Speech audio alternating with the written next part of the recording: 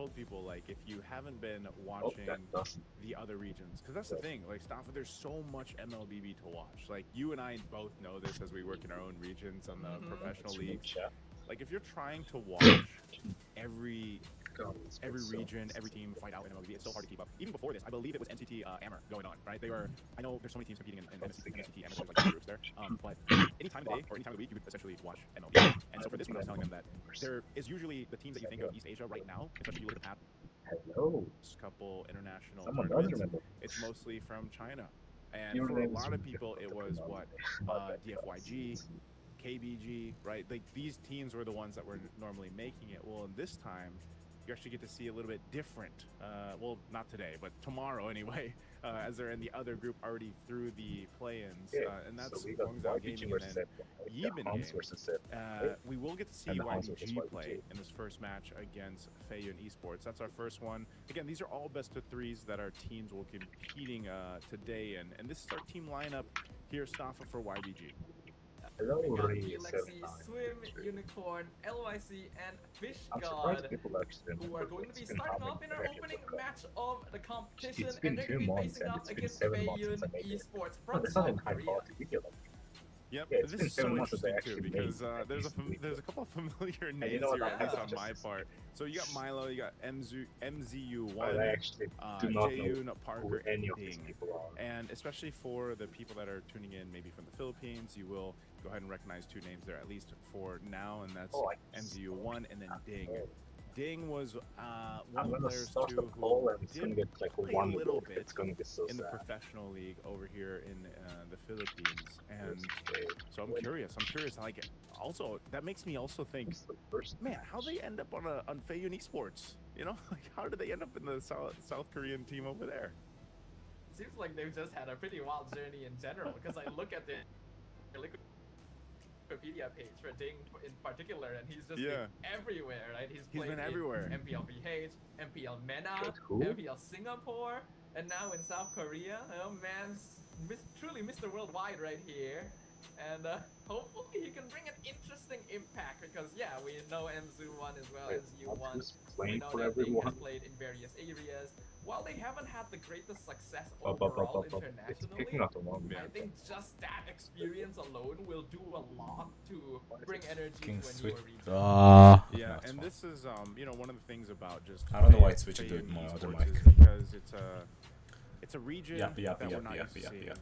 Can the bomb although there are players there, and even the coach, the coaching staff behind them. Okay, we got the YBG. So he'll be there. And I just think there's a lot of potential. That's all I gotta say. I don't know any. Fish God, holy shit, that's me! For Feiyun Esports. So I think the teams are walking out to the stage. Can't wait to see this kind of unfold, man.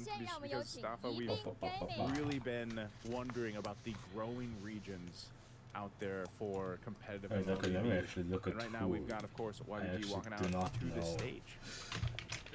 MPL, East Asian League, MLB China Masters Season 2. So it's YBG versus FY. YBG is Chinese and FY is South Korean. Ooh, that is interesting. Feiyun Esports, South Korean qualifiers. Okay, I'm interested. Whoa, what the fuck? An interesting journey to get here. Is it loud? Am I loud? I feel like everything's fine. In their upper bracket final before getting swept in the Feiyun Esports. Yep, and interesting. Again, as you see him on the screen, MZU1, he was actually part of the MDL. I'm trying to remember what season it was. Might have been season 5. I don't know any of these players. I'm surprised these casters know who each of these players are. I'm over here like, oh my god, that's a South Korean player. That's so surprising to see a player like that. And then the casters are like, oh, he actually played in MDL. Like, god damn, your memories are sharp. But another thing that I'm always curious about when we talk about these imports and I'm interested in seeing the South Korean players perform.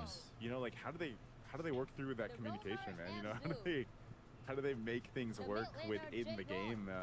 Yo, hello, Beck. I'm that in our own pretty much dead. I will probably go back to hibernation after this. I'm just restreaming this because Mongolia's playing in it.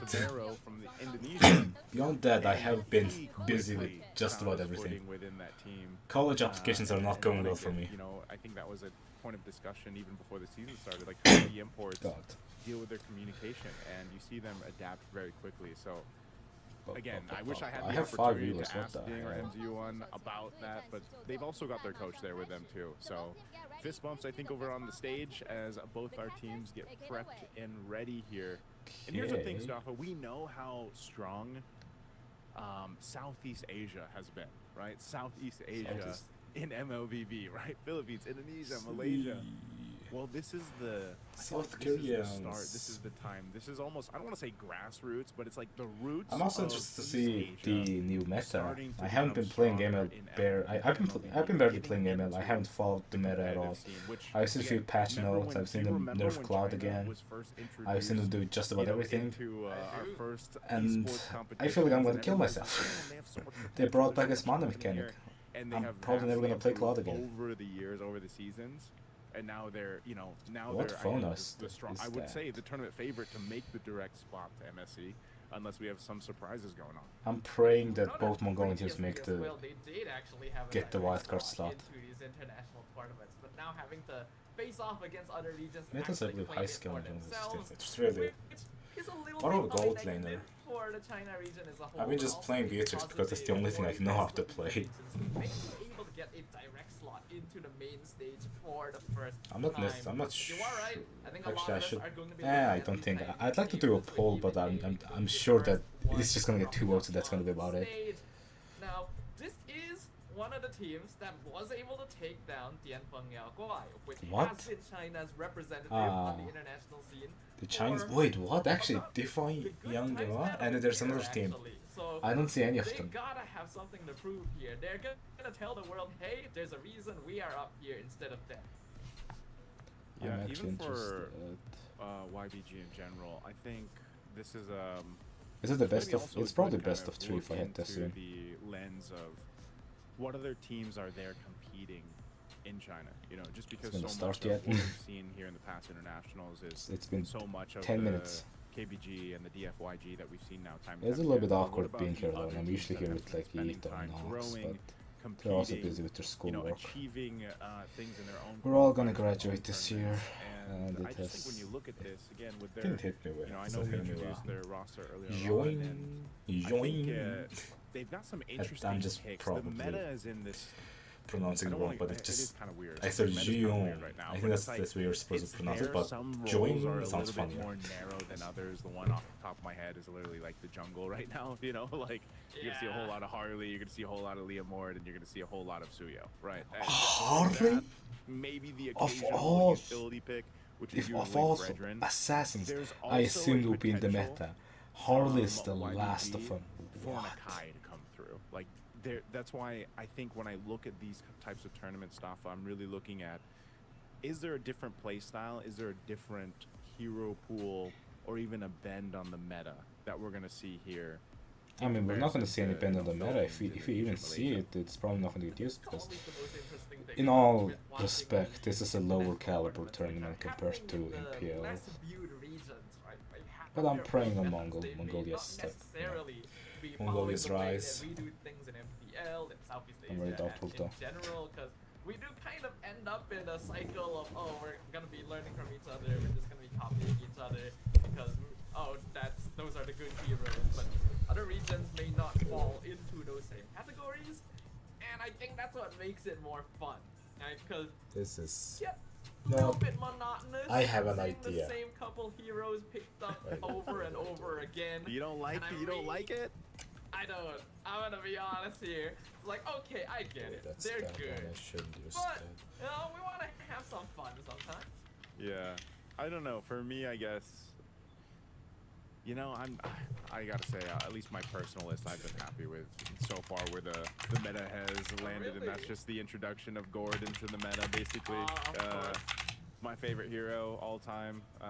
And we got to see shades of him back in, like, I think this was, you know, the M5 World Championship era and the season before that, where he was picked up a couple times by players like Few and everything else. But now he's more so of like this mainstay, I would say, like in the current meta. Also pairs really well with Harley. But the thing is, it's like the mid lane needed that shake up too. You talk about like maybe being a little stale here and there. Well, mid was that way for a while.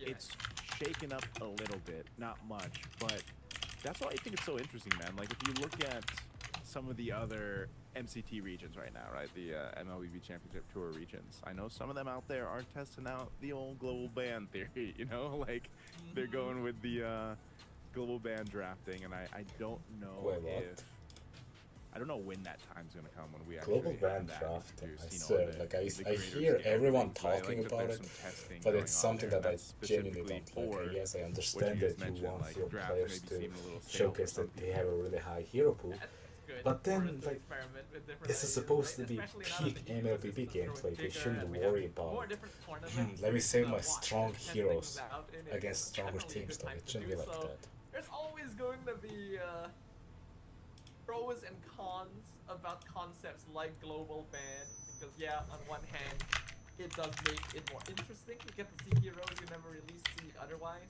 but on the other hand, you could also argue if game balance was in the correct place, you wouldn't really need a global ban system. You know, there's always going to be a whole topic about that sort of thing.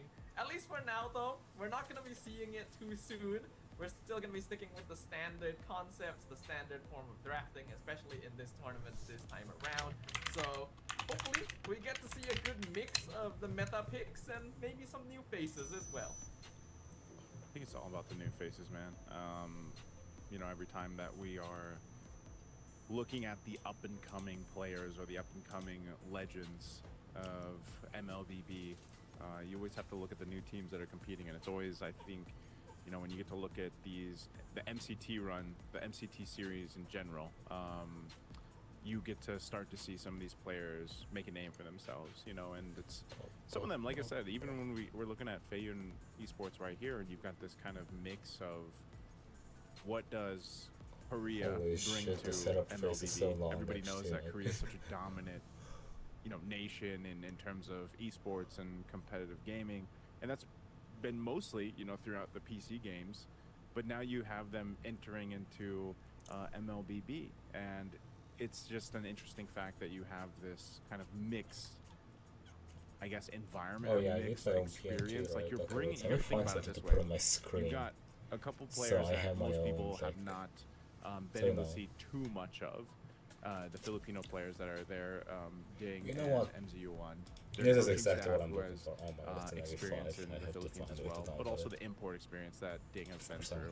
And it's like, how does that mix? You know, what is that mixing going to bring, or that experience and that knowledge going to bring to the Korean players who are usually mechanically gifted? You know, I think that's the biggest thing. South Korea has always been known for APM, right? Even in the oldest days of esports in general, all titles that the young generation won't even remember anymore. That's all we're lauded for. Do you think APM matters in MLBB? What happened to him? It's just not, what happened to not as much, you know, as some of the titles we've seen in the past. Yeah. There's no APM checker. Oh, I didn't fucking put it on the so. You know, like to get the little APM reader up on the top of your screen for MLBB, but yeah, no, I think it's. Okay, then I need to add another maybe file of my something about within just their, maybe the competitive nature that South Korean players have and all the titles that they've competed in. I think that's why I'm saying, like, from a viewer perspective, that's.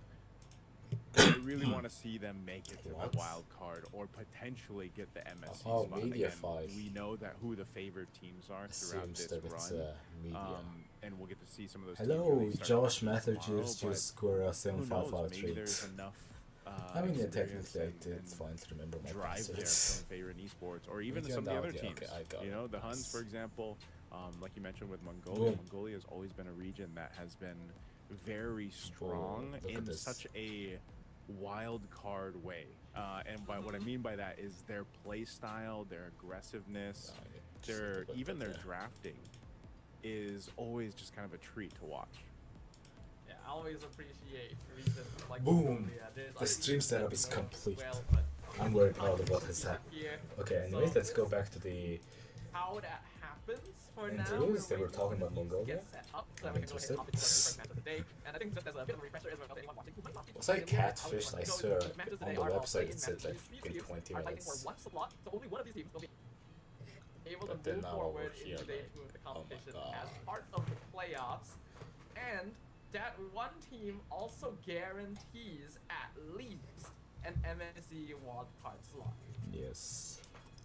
Yeah, the MSC winner just guarantees it. wildcard, Also, one thing those I don't spots understand being about open, it, the if you direct just want push to, into like, getting into MSC. We'll see which teams are How actually is going it? to be ready. We're jumping to the draft. and there's total game of 6 one, so teams, this and is, the like, top 4 Alpha mentioned, This is qualifies. going to be a best of You're three. joking if you We'll tell see me that where that's the gonna be. draft ends up. I like to Like, see if the the Harley meta's ban, Hanabi, I'm you gonna know, actually right kill away. myself. Harley's What? not going to pick up in the jungle, neither is the Baksha. So you've got YBG over here on blue side, FY. So 4 up teams the qualify, but then red. the entire tournament still Lucian goes being until banned out as to well. see There's who the wins. Phobius. Like if you just qualify to the top 4, like why would you even go for I'm anything thinking more? that they like, might. I don't know. about like, it. It's because literally you just about sending a haven't message. seen Win too this much tournament is literally about focus sending a from these message. teams. It's like, you know, you have this kind of automatic my. response to, okay, priority is probably going to be Harley, or priority is going to be Jushin. Harley! Priority might even be a Claude for some of these teams. But I know at least What? for Eben Gaming, I haven't played this game so long to the point where that little child is meta. But those aren't really what you see in priority Harley's picks. banned. Zushin's And look at that, Zushin's Asuyo's expected. actually gonna be banned Suyu's. now, too. Well, Nothing's changed about Suyu, but Harley's the only thing that Good surprised me so shout-out, far. considering that What do you think Phobius about the new would be hero? accounted to both those heroes, so Marcel. Marcel. I remember. What the Okay, f- alright. Speak of the Like it is. devil. Yeah, Also, the Marcel, stream looks a first little bit pick, more quality. insta-lock from the side of Priority picks. Well, that And looks so look at that, bad. Asuyo's actually going to be banned out too. I think Marcel's a fun hero. bringing That's up literally all I Arlet- have to Arlet say. is a good shout-out, I considering haven't that played the Phobius game would be enough to accounted to both like those heroes, so- Maybe Marcel. share my opinion on Okay, the new alright. hero. it is. Yeah, the Marcel first pick, insta-lock from the side of Even Game. Yeah, so that's going to go in hands with Swim, I believe. Interesting. I was trying to just kind of go through that list in my head of, you know, priority blue side picks, especially depending on the bands. You see Harvest that Marcel the come through right meta. away. Liam's That's going to a be the little bit answer too, surprising. because I was saying that the jungle is so narrow in terms of picks right now. Really? Leo Mord is the option. They take the Harith. Might as well. It could just end up being a Claude Zelda. Harith matchup in the gold lane, unless we see something different. Okay, I'd like to know from more about the gold lane YBG. meta because you know But I'm a gold already with the laner. Marcel I'm a pick, gold usually digger. you can build a I've been a lineup gold that's digger since I pretty started playing this sturdy game, around the Marcel. You and just kinda right let now the I just Marcel, don't know do who his the good thing, hero and is, so I've his been thing just is playing being what I annoying play to the enemy best. team. Yeah, absolutely. Marcel If it's still still fighter one of gold those lane, I'm heroes actually that gonna cry. Teams are either figuring out or perma-banning. There's really no in between for this hero because of the impact that he's able to apply. Though it does have the trade-off of being one of the squishier roamers in the meta right now. You need a so secondary as like Brent tank said, if you want to Even pick. Game would need to build a solid How front is line around Cloud this, good? and I there searched is going about to be that Fred new Rin, the villain, nerf made it. exactly Like I said, I that looked at the need new as nerf and I well as just the thought, Claw. dang, Okay. it's gonna be Fred rough for Rin, Cloud. The other utility pick, Okay, I can maybe see actually it being we used, actually but I see don't this see more it. Like, why? I don't see a than, reason to I pick feel like Cloud the first. Baksha, This up gold lane up really now, that especially narrow when in you have terms a of picks Marcel right now. paired with it. And yes, I am literally And if just the gonna Baksha is just do taken it. out, then you might as your Not only other anymore. utility option aside from the Akai that we mentioned Harris, earlier was I the mean, Harris has Fredrin. always been meta. Claude, like I Like, said, Harris would has be the never matchup not against been the meta, I Harris. swear That's to God. typical. But this glue pick. I don't mind playing from Harris, FY but is great man, also, just it's so boring to because, just spam Harris. Again, this is most likely going into the roam. Glue still, There I could fucking be hate glue, bro. a flex into XP. Surprised to see that We've glue seen still both, meta. at least here in the Philippines. I Have you thought guys seen they that would over in like Malaysia as nerf well? the living hell out of It's more glue. commonly roam, but can definitely be played in EXP if necessary. Yeah. No, typically, if you're gonna pick a glue, you would ideally need to respect the I also fairness gotta at go. that I don't think point. that's getting banned. So- Hello. Feiyun might need to consider banning it unless they're particularly surprising. confident. There is also the option to take it for themselves since they'll have first pick, second phase. Yeah. Kimi, Okay, quick bans. There's is another Kimi good actually reads good? here from Hello? FY. Again, Oh. these are It is a decent marksman in these my are opinion. picks Her kits are that decent. At least Only thing that YBG matters has is her shown they scaling. like to pick up. How good is her Um, scaling, The movement Arlon speed, blah blah blah, especially, all so of these that's not going to things. be available to them. Yeah, you could Their adjust it a last little bit ban, and you they're could create a probably new gonna go ahead meta and narrow down marksman. maybe another mid pick, since you're already thinking, unless you want to go for an XP lane too, just to potentially get a favored XP lane matchup if that glue does get flexed in. I think that's what they're kind of debating right now. Like, do we go ahead and take out a mid, or go with XP? Oh yeah, I Because you've already completely got forgot really this good before. damage too with on I both made it like a sides. It's got to build up a shitty little ass bit longer thumbnail for just for YBG, this. especially having a Claude. Like You know, as 5 we know, minutes it takes because I Trinity forgot how to make that around that thumbnails. 9-ish minute mark to go ahead and get that locked in. I forgot to They ban change out that. the Farsa, so they are going to go ahead and focus on the mid Banning options for Farsas. FY. Interesting. I can't see my live for some reason. Hello. Have the option to pick up a hero first. Am I They will stupid? go with the Eve, so they're gonna keep it pretty standard. Very strong Am team I by stupid? combination I cannot right off the find bat my right live. here. Mid-game power spike. Am I streaming on a completely And different Eden channel or some gonna shit? need to Hello? respect that particular timing. I was cannot find my originally live thinking stream. something like a Lilia might be quite good against the glue, but against an Eve Whoa. might face Pause, some like, issues. First So time maybe chatter, Zetian is the safer choice. and that's the first thing you say. Yeah, That's like one of the Zetian first still messages in the is stream such too. an People are gonna interesting see that pick, and because they you don't see the Zetian picked up much, at least let's say in the I'm gonna Philippines, cry, but I don't know find it was my picked up quite a bit, Okay, wait, I have to even do over in this. China, like throughout their qualifiers and everything else. There are teams that still really like to go ahead and lean towards the Zetian pick, just because the range, obviously the ultimate works really well at Fury the Phoenix. But whoa, this is not what I was expecting. A Vexana. Vexana's going to be picked up. Lapu more aligned with the meta, but how do you feel about the Vexana pick? Surprisingly, not the first Vexana I've seen recently. I actually saw Vexana being picked in MSL Thailand this last weekend. MSL Thailand? Unfortunately, What? it did not work out. Thailand very has a well. league now? Still a What very was it up slow against? hero. Do you remember?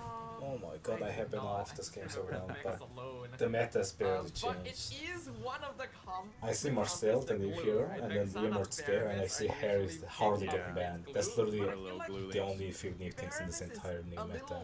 Easier to play with.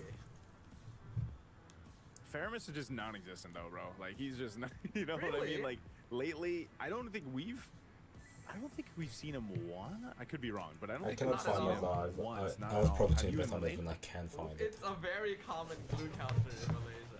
Like maybe not every time, but like if you see a glue, you actually have to pick around the threat of the Faramis. Is it Japan team playing? I could be mistaken. Maybe we have it once or Japanese twice over here in the team MPL is Philippines, but called you know, it's just you don't see Faramis too much. Sunset I think Rave. this Vexana could also be potentially. They're not playing anytime soon. Like comfort. They're not going to you be know, playing in a bit, today. That's for but sure. also, you've got a lot to work with. This is a lineup that needs time to cook. Well, from you and me YPG. together You were same got GG. you got to get to the So point basically, where if you're I'm playing for correct, your quad. one You know, team your makes Vexana it. might not be able to do too much. Basically, in the two teams early get game, but eliminated they're from sturdy here. enough with a Basically, Fredrin and, I speak Marcel, clear for English, by the way.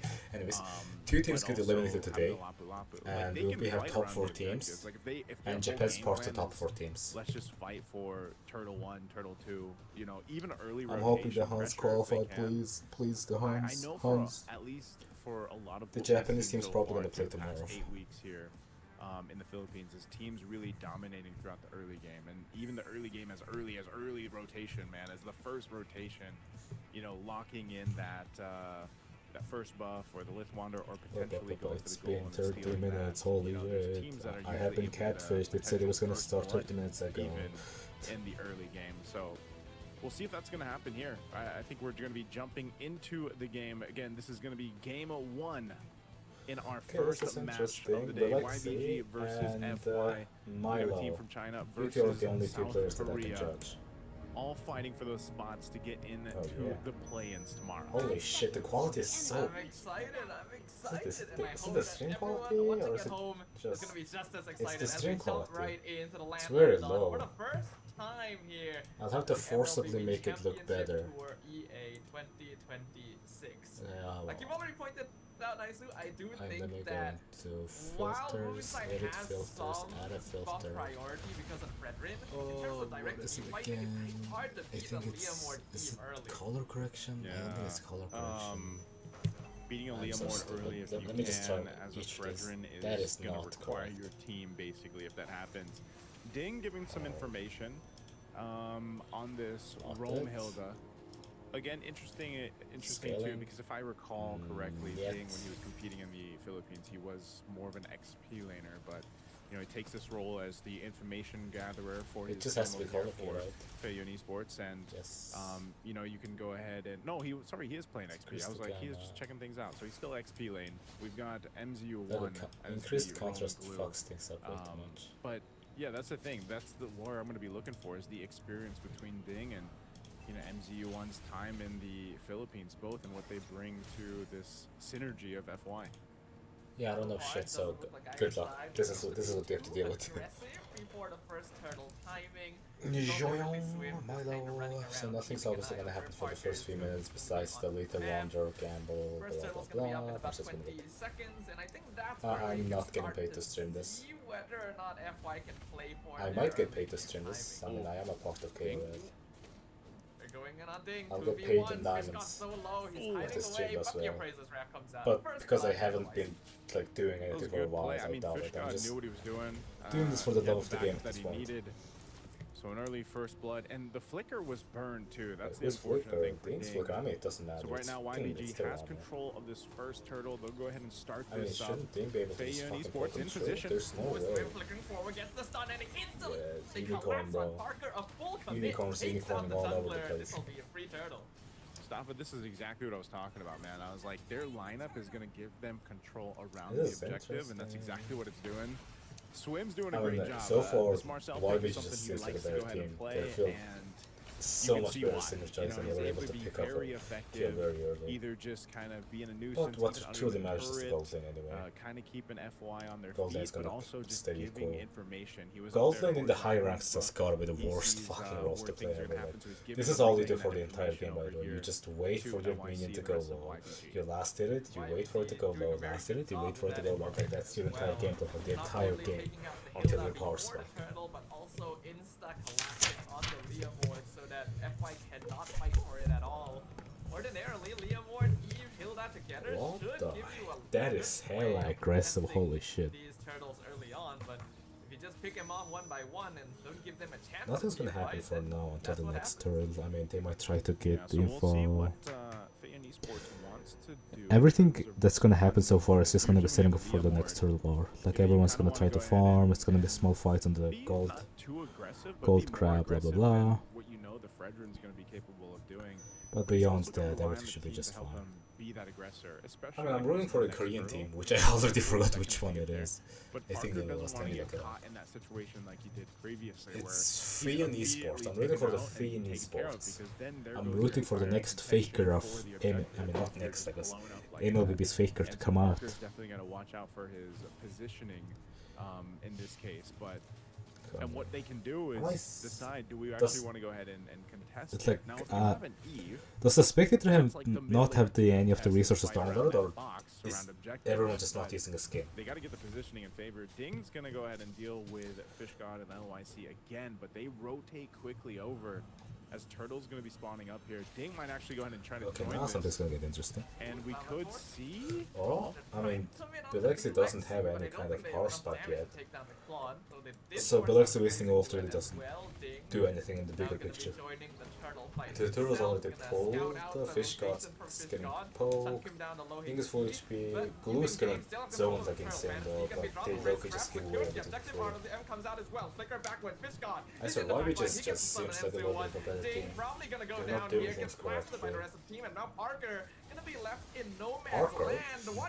Are you the next faker?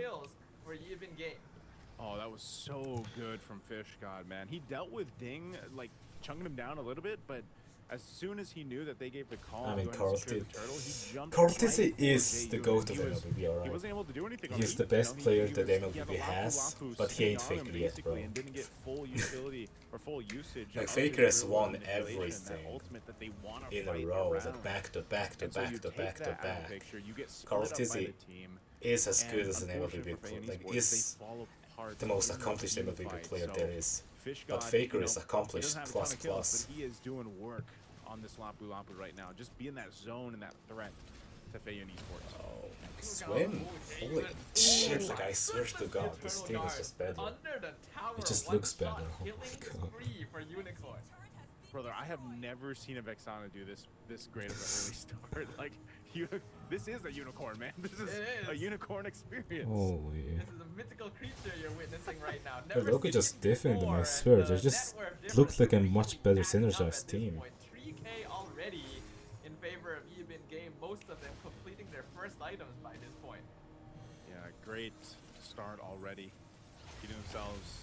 Oh, wow, this is the combo, man. I haven't seen this combo before work like this. This Holy shit. Marcel Vexana combo where he gets that snapshot off with Marcel and that gives you a perfect opportunity to layer in the Vexana kit. And that's what's working so well, you know, not just dropping down the Eternal Guard, but the okay, the next one's gonna spawn and so there's a great threat. I mean, look how far they're pushed off the tier 1 turret just because of Swim's work here. I mean, if that happens, that would be the best thing ever. I'm always an underdog supporter. I always... Yikes! Golden Hour even allows Swim to walk back out. That's gonna be a dead E for sure. Gets the kill, jumps back out. Jane comes from the flank looking for Swim, but gets taunted away by LIC. Mega kill for Unicorn. I feel like they just don't have the experience. So good, man. I mean, the Marcel is just... what do you do with him if you're FY? You know, how do you deal with him just stunning you, snapshotting you under the turrets, and then even with a sliver of health, being able to withstand it and I have 8 viewers, what the fuck? That's 3 for 3 now for Yo, the can everyone watching say something? Hello? They balloon themselves up 6,000 plus gold. It's 8-0, I swear to God. YBG just seems like a better synergized team. Like in every way possible. Alone are just pumping out the big damn.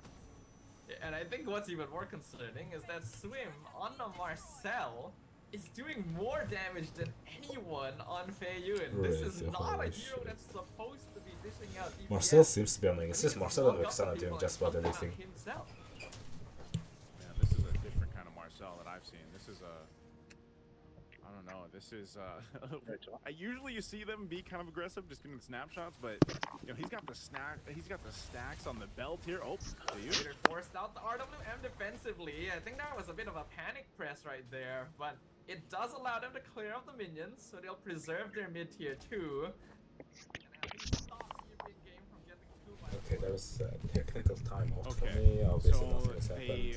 I mean, everyone's just gonna be like setting up their map control.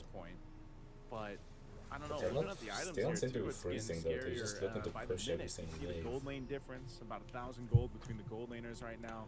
There's a universe where they come back. Built up by Lexi, and you know he doesn't even have the Trinity, but he's able to go ahead and just kind of get the positioning he wants to because of the work that YBG's doing as a team. The front line 30 seconds until the next big fight happens. I'd like to see how each of this team control the Lord. That's really what separates the good team from the great team. But again, like, YBG has just been better. The other thing, FR, didn't even, he's not even, oh my, no? That could have been a big ult, but he didn't do it. Are you watching the boys? Nah, they ain't here, they're probably stunning right now. Hello? Caster's voice? They're just gonna get the first load for free. One of the casters just... One of the casters' mic is just nearly gone, and then the other caster with the loudest mic just says, yeah. He's dead. Gio's dead. Like, you can't do anything. You just have to watch him die. Did you fucking see Dink? Like, I don't know. If you're in this... Look over here, June gets ulted and the Ding just thinks about it and just says, fuck no. I don't think he can. Like that and blown up that quickly. I don't know if the turtle's gonna be the answer here. Oh my god, I screwed it up and then... Yeah, this is just over, no? He's tanking everything, killing spree for the Fredrin. The tower goes down. Only so 3 members of Feiyun alive, but there are not I believe you guys can come back. Maybe you guys are just getting diffed in terms of picks, but man, you guys are getting diffed badly. Very, very dominant from Yibin game. And this is what we were expecting again from a region. This is genuinely so one-sided. I mean, they are one of the more developing regions, you can argue that. Into the competitive scene of MLBB, and they're definitely showcasing you know, they're just gathering experience, okay? They're downloading YBG, okay? We're gonna start coping. Here's what's gonna happen. They're just understanding each of their strats. Next game, next match, they're just gonna absolutely dominate them. Oh my god, this is just gone. And then Parker's gonna survive that. The MZ is just gonna make sure Parker survives. But he's gonna die on his own, no? Why would you... Okay, there was a way to do it from You are NZU. not surviving that one, sir. Fish God picks up the kill. Ding, not able Parker to would have touch survived here. that either way. 2 members down again. I don't think you Minion have to wave commit that pushing hard. in. Could be an endgame angle for YBG if they decide to go for I it. think they're getting a little Swim bit and nervous because... distracting in the back line. I mean, it's just over. Ding is doing his best. Drop down. But Ding, you're doing your one job correctly. But is that caster being too loud or something? Why are they just muting him? Will respawn. Yeah, Parker's gonna become Faker mode, bro. And Fayun will delay the game just a little longer. You're gonna delay it a little longer. Milo, good usage of the Zaman. Parker's gonna eat Faker's strand of hair and he's just gonna become a demon. Stunning in MZU1 and Because right now he's looking like a killable demon. Again, with this kind of lead, we're talking about 12,000 gold right now for YBG. Jesus Christ. Fayun Esports' This is so chances Joker, bro. are looking very bleak at this point. You have to I mean, there's a universe where they get get zero deaths. Like, the gap is way too big. The gap is 13,000 gold. In terms of just Milo just picked up the form, the YBG has been completely better than like in every single way. YBG has been better than FY. Just demolished. They have complete map control. They're probably gonna get the start for free, and they're just gonna. I mean, maybe they'll throw 1 or 2 kills to make sure they finish the game, but beyond that, it should be fine. Ding's gonna die. There's another universe where Ding survives. Split off by the golden hour. Great placement again from Swim to just cut the fight in half. And Phantom Steed not gonna do much here. In fact, the used before the Lord is taken means that Fayun has no chance of contesting this. Yes. That's what's gonna happen. Faker's gonna come out and say, you know, I was just tasting out your You don't have much of games. a choice but just to kind of wait in the base and hope that you can hold on through game 1 and maybe potentially stall it out more. The problem is at this I point, mean, you're when not gonna you get have stalled out both, anymore. two base You turrets lost down, the you're holding on Lord. to You're one, gonna the lose your Lord's gonna be second coming up here third in just a base turret second. actually. And you're this far behind, you can't really withstand this. Actually, even without the Lord, they'll go ahead and take down the last base turret of Fayun Esports. So you've been gaming. They're ready to go ahead and punch this one in. They'll wait for the Lord to make its way down the mid lane. Can FY defend on this? They've got a miracle to happen here. Oh, and a flicker in. Oh my god, 2 people are frozen. It's just separates everyone. I actually didn't think of it that way, the way they could use that all. You can just disconnect 2 or 3 players from the team fight and just kill everyone. That's over. Finish things up. That's it. As we see Yibin game secure, game number 1. Yibin game taking game 1 dominant fashion. Just incredible showcase of teamwork. Honestly, this composition was great. They banned out strictly the jungle picks that could have come through, and I feel like, you know, that really made it difficult for the Leomord to even work. Like, Parker wasn't able to do anything, man. You know, the Leomord was, it didn't even feel like he had Barbiel, man. It didn't feel like he had a Phantom Steed, because even if he used it, it was just to either get away or you saw the Phantom Steed come through, he got Barbiel, and then he died. You know, and I think the draft there from YBG was just really great, but also you could see why they prioritized that Marcel pick for Swim. You know what, I think I'm gonna make this bigger. He was basically every time there's a brick, I'm just gonna make it bigger. This very dominant game 1 of building up to almost a 13, I don't know what the end was there, 14,000 gold lead. And even to make it work with something like a Vexana, Staffa, like, we don't usually see the Vexana pop up, and it actually works really well with the Marcel. Yeah, this is definitely the most successful Vexana game I've seen in quite a long time, actually. Yeah. And you can see the combo working out as accounted to the Where are the crew as casters well. from? Yeah, the Marcel, Oh my god, look at that, look at the poster on his back. Holy shit, my guy's a both of the... So confident, I can't say the right caster's name, because it's literally, like, to pronounce it I have to say a slurred Mongolian. Like, his name starts with the Mongolian slur. I'm gonna call him Fa. I think there were also some execution. Look at Fa's collection, bro. He is a collector, and then the fucking staff just keeps muting him for some reason. And then Nice just says the same, yeah, out loud. See more of from a player like MZU. It was interesting because I just feel like once they got behind after even the first turtle, and then especially the second one where I mean, from the first kill, I just see that they had everybody there, but then they got the team fight got decimated. Like, they got decimated in the team fight. I think it just fell apart from, you know, early objectives. And that's one of the hardest things to come back from when you have a lineup like Feiyon Esports had. And if you're fighting up against a more sturdy lineup, which is exactly what Even Game had, which is, again, this is this Fredrin, Marcel, you know, how do you even get to a point where you can fight against their front line, or you're so worried. This is what Marcel does so well too, is like you're so worried of getting either zoned, stunned, or dealt with. Meanwhile, you've got a Marcel in the back lines doing those things. But Fish God as well, man. Like Fish God on the Lapu Lapu. That's me, Fish God, bro. That's why this game was under 14 minutes.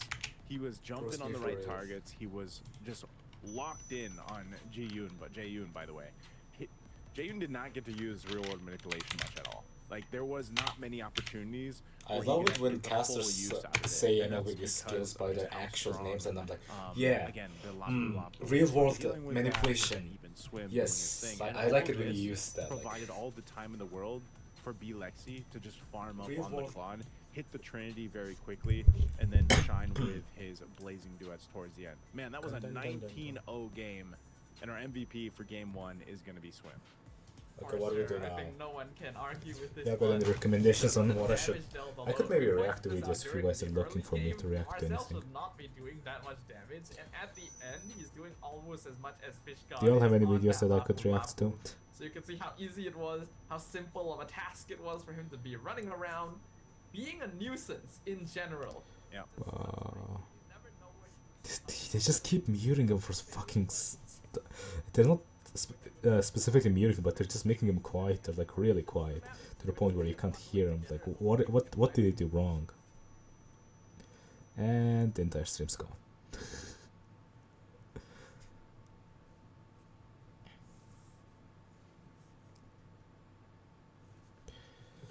Boom, boom, boom, boom, boom, boom, boom, boom, boom, boom, boom, boom. Okay, what do we do now? The entire stream is gone. Hello? What just happened? And he's still like fucking basically muted. And the stream's gone. Oh my god, I'm actually gonna fucking crash out.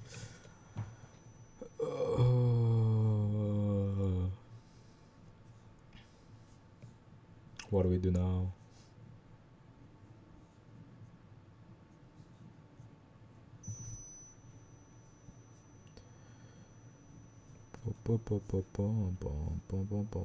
Okay, you know what? Because it's just a casting time, I'm gonna decrease the quality to 720. Maybe the stream's gonna... Yep, the stream looks fine. Okay.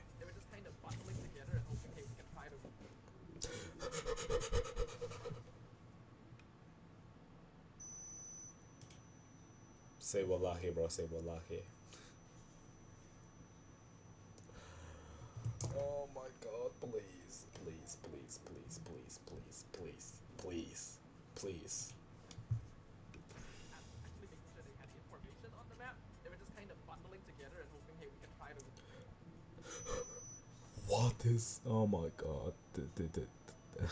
Oh, is this YouTube rage baiting? Did you see the heroes being swapped? It felt like they never really moved. The fuck? They just never I think it's just a broadcasting issue, because there's no way with an Ethernet cable. Like I feel like What's my Ethernet cable looking like? There was this disconnect between the Roman XP and the other 3 members of trying to get things accomplished, you know. It's fucking 100. And we've seen this before. There's in the universe where some teams know that they are just going to lose that objective fight, and I'm talking about the turtles. They might give up 1 or 2 turtles. And they do that because they're not going to continuously, maybe even 3, because they don't want to continuously put themselves in a dangerous position where they're losing team fights and they're getting further behind. And I'm almost thinking that maybe there should have been that case for Feiyon Esports where they just decided, you know what, we can't fight into this, especially the Fredrin, like Fredrin Marcel, we can't fight that. We need time to go ahead and scale up, build up, you know, get to where we need to be, because essentially the Harith, if you were able to get to, you know, you actually saw a glimpse of it. There was this very small glimpse when Milo was able to go ahead and drop down the Zombie Force, start to be a threat, but it was already past the 10-minute mark for there, you know, so he had his items, but it took him a lot longer maybe even the 11-minute mark before he was able to come online. And so in those cases, some teams decide to just kind of forfeit those early objectives, just let themselves farm up and try to like stay alive. I agree. And you see this, I couldn't sometimes agree it's like more. a passive game, right? We see this a lot in the Philippines sometimes in the style of gameplay where you have these very low kill games, but it's all part of playing into the comp that you have, the composition that you have. Yes, I agree. I understand everything. Oh, brother, maybe we shouldn't fight. And then the second one was even more so. That was like, okay, dang, we really shouldn't fight this. And I feel like they just kind of kept putting themselves in a dangerous position, fighting against YBG. Yeah, we already know that a lot of teams have the mindset of like, okay, we understand where our lineup is going to be strong. If we can't fight for the early turtles, there's really no point doing so. So we'll Why is this like? When they make those sort of decisions, Yes, maybe Fake was the friends we made that's along the way. exactly what they should be doing. The problem here is, Brother, why is the production just making his mic quieter? Or is it him making his mic quieter? I'm not sure if they have the experience What's happening? or the confidence to be able to pull that out as well. A lot of the times, newer teams in MLBB ecosystem, they'll have this mindset of like, oh, if we lose a turtle, that's bad. You know, like we should be trying to win as many objectives as possible because hey, that's how you win the game, right? They don't really have that understanding yet. What do you mean they don't have that understanding yet? They're just getting diffed, like that's why. Like, you're losing terribly, so you don't want to risk fighting for a lord or a turtle to lose even worse. It's not that they don't know what a lord is. Yeah, that's why I'm wondering what kind of adjustments will happen here in the draft, especially with what Coach Imbadj is going to decide to do with Favorite Esports here. Again, their coach, you know, he was a former MPL PH player and coach. Who's their coach? Time coaching in, I believe it was MPL Singapore with Bleed back in maybe 2025, 2024. So that's what we're talking about, the experience there too. And again, Ding and MZU1, they have experience, and they swept their qualifiers. They swept their grand finals coming to here. And that's why the bans were... Oh, and it's gone again.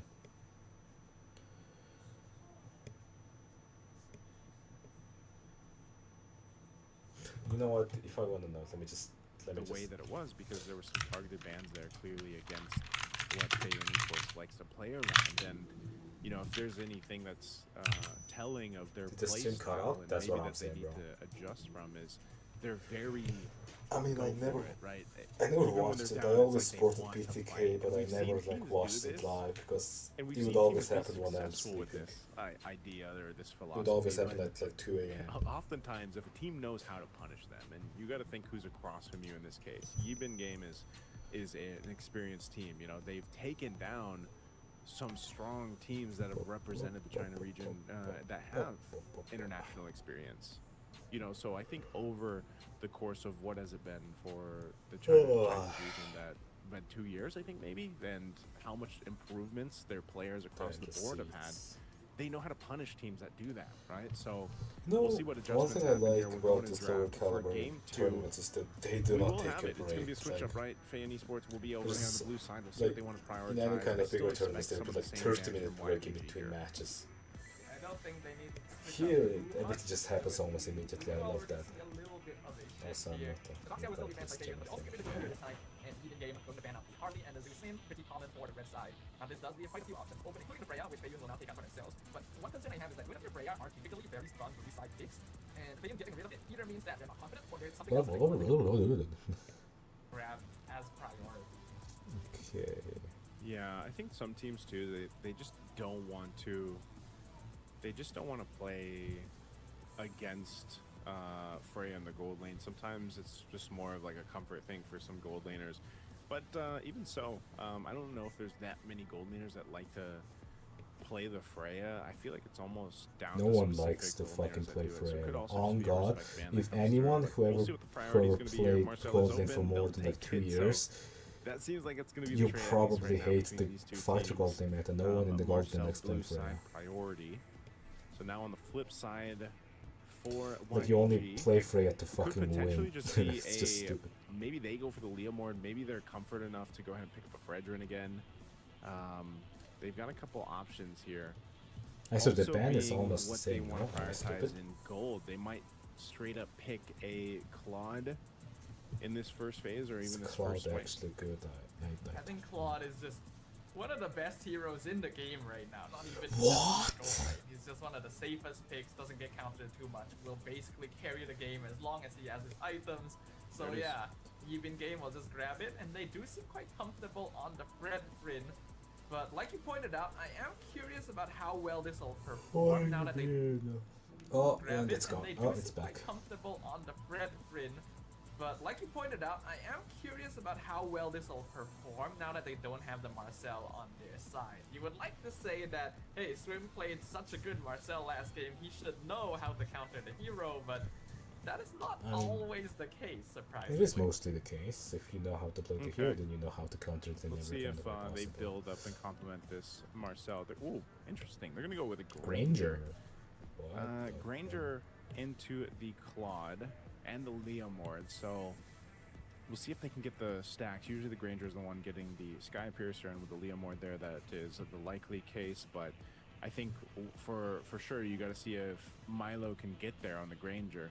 Having this Marcel and Leomord might help give them that space, but you can see this very similar to what we saw in the last pick of the first phase over in game 1. The glue is picked up. You don't know 100% yet if it's actually going to be flexed into the XP.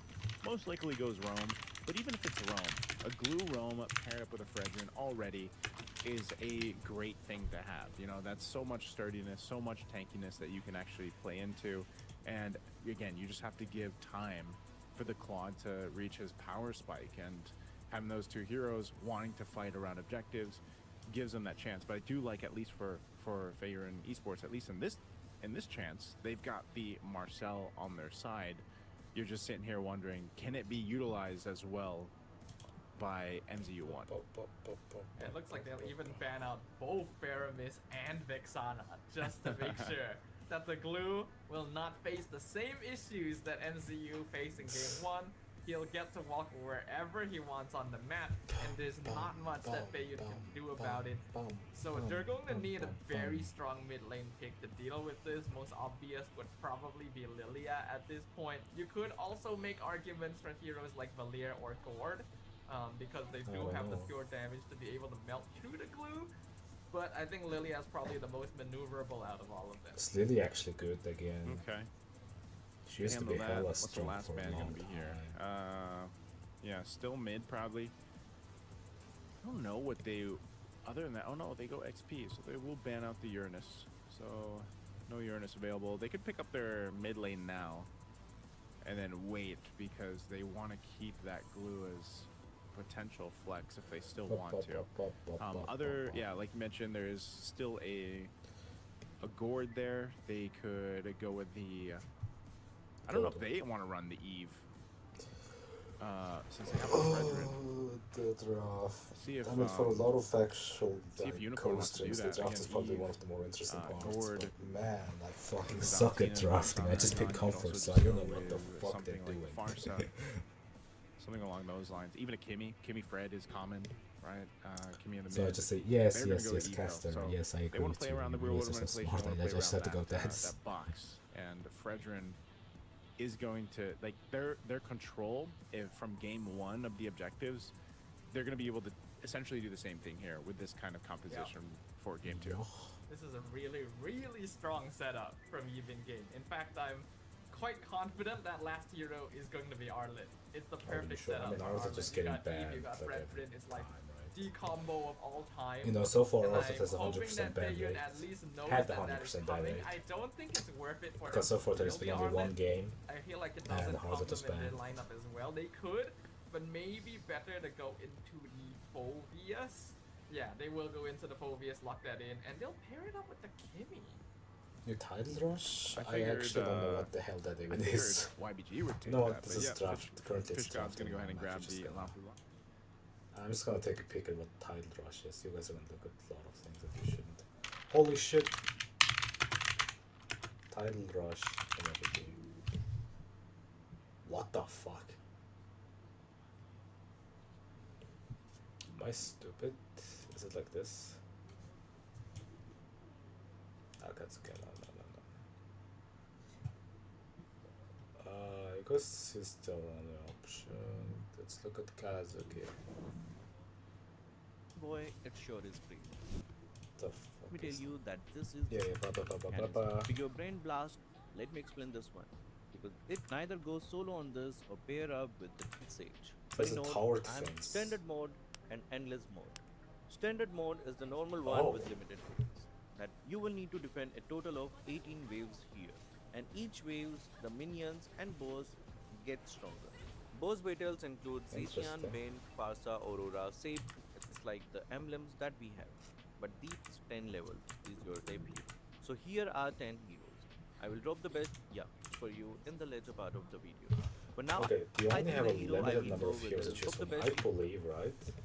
You just go for something with a high wave clear. You never go for something with carry. You go for Kimi, you go for Hanabi, and for actually like Xanaf, it's like a massive wave.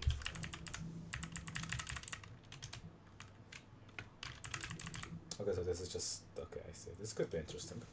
I can do that, and the game's just starting. Going up against Glue and Brethren together, since they are not gonna have nearly wait, let enough me increase damage the quality. early on to deal with this. So even game can basically just run them down whenever they see them. Yeah, it didn't. Yeah, It we'll increased. take a It look got at like 2 emblems extra here, pixels. what we've got rolling. So again, the Granger I think is something that you really want to keep your eye on if Milo's able to get the stacks. He's got Rupture there, Festival of Blood too, and Pure Rage. You know, to be honest, right? He So should far be it able to looked play like the into game this. could be Kimmy as just well, just trying be to get too the old. items quickly, running that weakness finder too. So Parker, I feel like also wants to have a much better experience on his Leomord at this time. And I think if you look at what they want to accomplish here in terms of can they get a game under their belt, can they make this happen, it's on Flying Clouds, right? We were on Broken Walls for Flying game 1. Clouds. Flying Clouds, at least if Flying you're Clouds is one of the behind better ones for both Safa, lanes. you Like it's can just way keep you getting can actually yourself just afford into to play the fight, safe keep as getting possible. yourself I believe into Cloud greatly you know, benefits from keeping this. yourself in the game using Flying Clouds. But because of what we talked about from the previous game, where it's like if Fairrun Esports wants to continue to fight, they got to make sure they actually have this advantage and win these fights, because if they keep throwing themselves at YBG, they will get punished.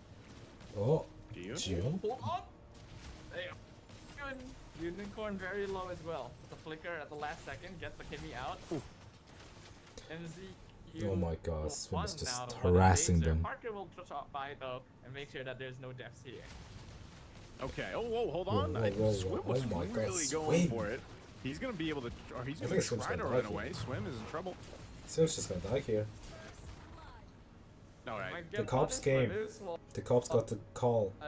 Yep. Swim's been Parker, harassing way too first many people. blood, a little bit of a punish right there. Swim a little bit too aggressive with that dive.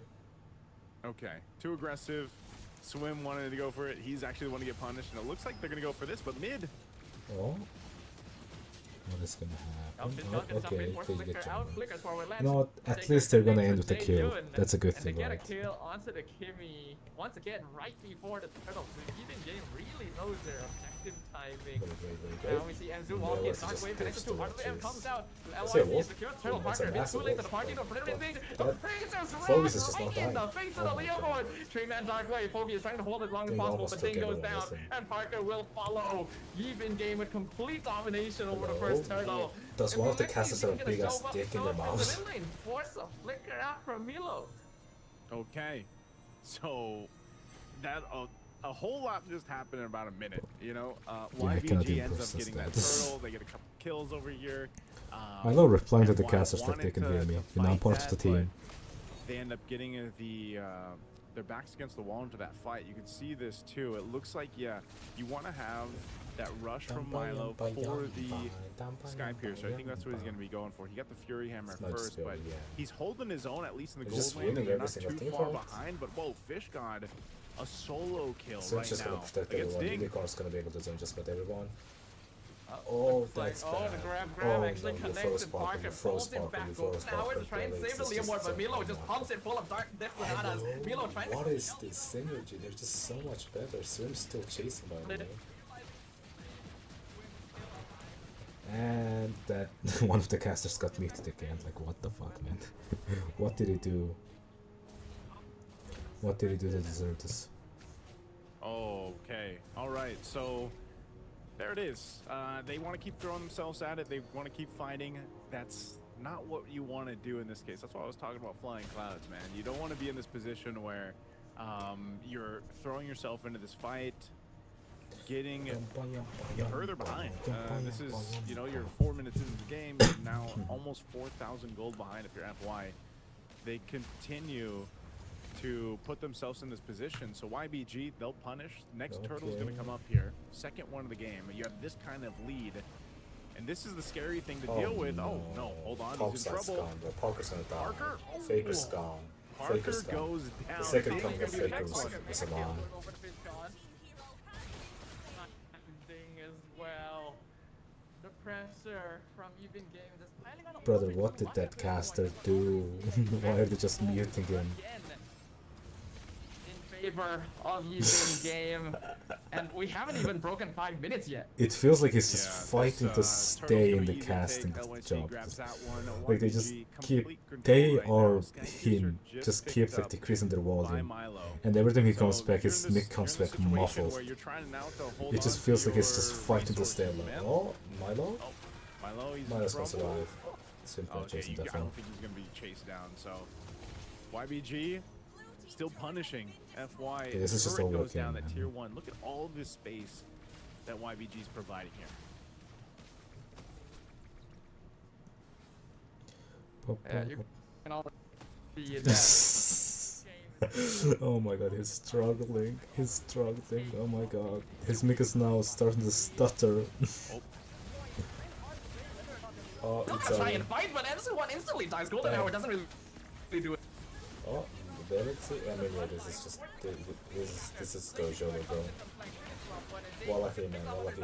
You know, Off this as well. The full dive into the killing spree. YBG are just too strong right now. now he's gonna go Yeah, back. they're going to take No, a second his turret mic's gonna go off back to of this. hibernation. YBG, they give up a 1 kill at least in this game over to FY. They gave 0 to them in the game 1. Right now, again, it's complete dominance in this game 2. Looking I at mean, the items just like spawn this place, game they're 1, just ahead across the it board was right now. complete dominance. They've got everything they need up to this point. Lexi picks up the golden staff, so he's got DHS golden staff already at the 6-minute mark. Very far ahead, almost 2,000 gold ahead of Milo. And this is why I was wondering, you know, that Granger pick, you pick up a Sky Piercer. Well, unfortunately, you're not going to be getting stacks anytime soon unless somehow Say we're lucky, they everyone. find Say a we're way lucky. to get themselves in position. Turtle's going to come up here in a second. I think they should just give this one up. I mean, this is a 10,000 gold deficit. You should just give up the game, bro. 7-minute mark. So they're gonna go ahead and take the orange buff Unless over you from you FY. you just have to rely They on wanna teammate keep to this clear the early. way, They wanna because see if beyond FY that, is gonna what can throw you do? Your themselves Granger again can't into a clear fight. waves. RWM dropping Granger down, they're will gonna force clear. them Oh, off yeah, the but turret. now Tier it is- 2 already gonna be the No, focus. no one's That would dies be from MI. that. B-Lexi's gonna be fine. Golden Hour is already used. LYC Nope, too. they are He's way so too greedy. tanky Way into the too dunks, greedy. the dark Way waves, too and everything greedy. else in the Infernal You guys are Pursuit. lucky to Aren't make that enough first from fight Ding. stop dead, They but take you one kept down, on going make to it defend two. one They're filthy taking tower. everything from FY. Still going to be finding. They get stunned a little bit down, but they're still healthy enough to go for this turtle. Are they actually going to commit to this? They want to go for this and get to the point where they No, are the turtle's just just free. in complete control, if not already. Turtle's going to be taken. That's going to be 3 for 3 for YBG. FY. This is what I was scared about, man. Throwing themselves into the fight, throwing themselves into their deaths. And they find themselves further and further behind, and you have this lineup that needs these resources, it needs these kills and these items, Say we're but they're lucky, just bro. not going to get it, Snapper. It seems like for me, it's a bit of a point of no return right here for the side of F. Up. We're looking He's at fighting, a but he's doing his best. 12,000 goal lead basically. Oh my god, this before is the 10-minute mark, and it's misery. still the golden hour does stop the Shit. engage, but it This doesn't is matter. over. The next Lord's gonna come out. Down anyway to This the auto is M. over. The damage scaling has built up too much, and unless even game makes This some kind of Mick is massive just misplay, I just glitching. don't He's- see them This Mick is finding a way back fighting into to stay this. Swim can alive. literally just What walk is in front of the happening? tower, the whole defense will fall, and this is just gonna be a slow but steady grind to the finish. Yep, they've already got the 2 shields down, mid and top, the base turrets of Feion Esports. Lord hasn't even been spawned yet, hasn't been up. you know, and it's at this point I'm trying to think, what can Fayan Esports do? They're gonna have to watch the lore just be taken quickly by YBG, and this lineup isn't really built for those prolonged base defenses. You know, this isn't a lineup that's gonna be able to clear out very quickly the push in from YBG. And they've got all the tools in the world to force a fight if they want to. Again, that's why Claude is so strong in the gold lane right now. He's so useful, Claude's just still kind of strong. jumping into a fight, blazing duet, getting out if he wants to. And across the board, they've got anyone to be able to pull that off. Bing's going to be jumping forward with the Infernal Pursuit. He has to flicker out. It's over. Like, any kind of team fights happening. Oh, the jump in from Swim Freeman! Golden Hour does stop the engagement now, buys them some time. I really don't know if Fayan should be... I'm not. He's doing great. His make is doing his barely best. survive, walk back into the tower. They'll keep the holy defense intact, but it's hard to really say if they can do 2 items in comparison and how much more of a lead even game has, even if they were to throw their body. Oh, he's gone now. Yep, quick take on this Lord here. Very quick. Again, just complete control of the game. FY has almost been showcasing a desperate disposition at this point of just trying to get what they can. Throw themselves at YBG continuously. I mean, and if they don't finish with this low, they'll probably take on like this Phobius, I few was base thinking in turns the and early then game next he'd be low, able to go ahead but and be that most front likely line for this is them, gonna but end with this low. unfortunate for him, it just Unless because of the FY matter does of some the insane scaling shit. of the economy that's built up for YBG, he can't even survive the onslaught of YBG. So this waves are going to be pushing in. You got Lord making its way up top. Again, the shields are already down in mid and top. RWM gets dropped down here.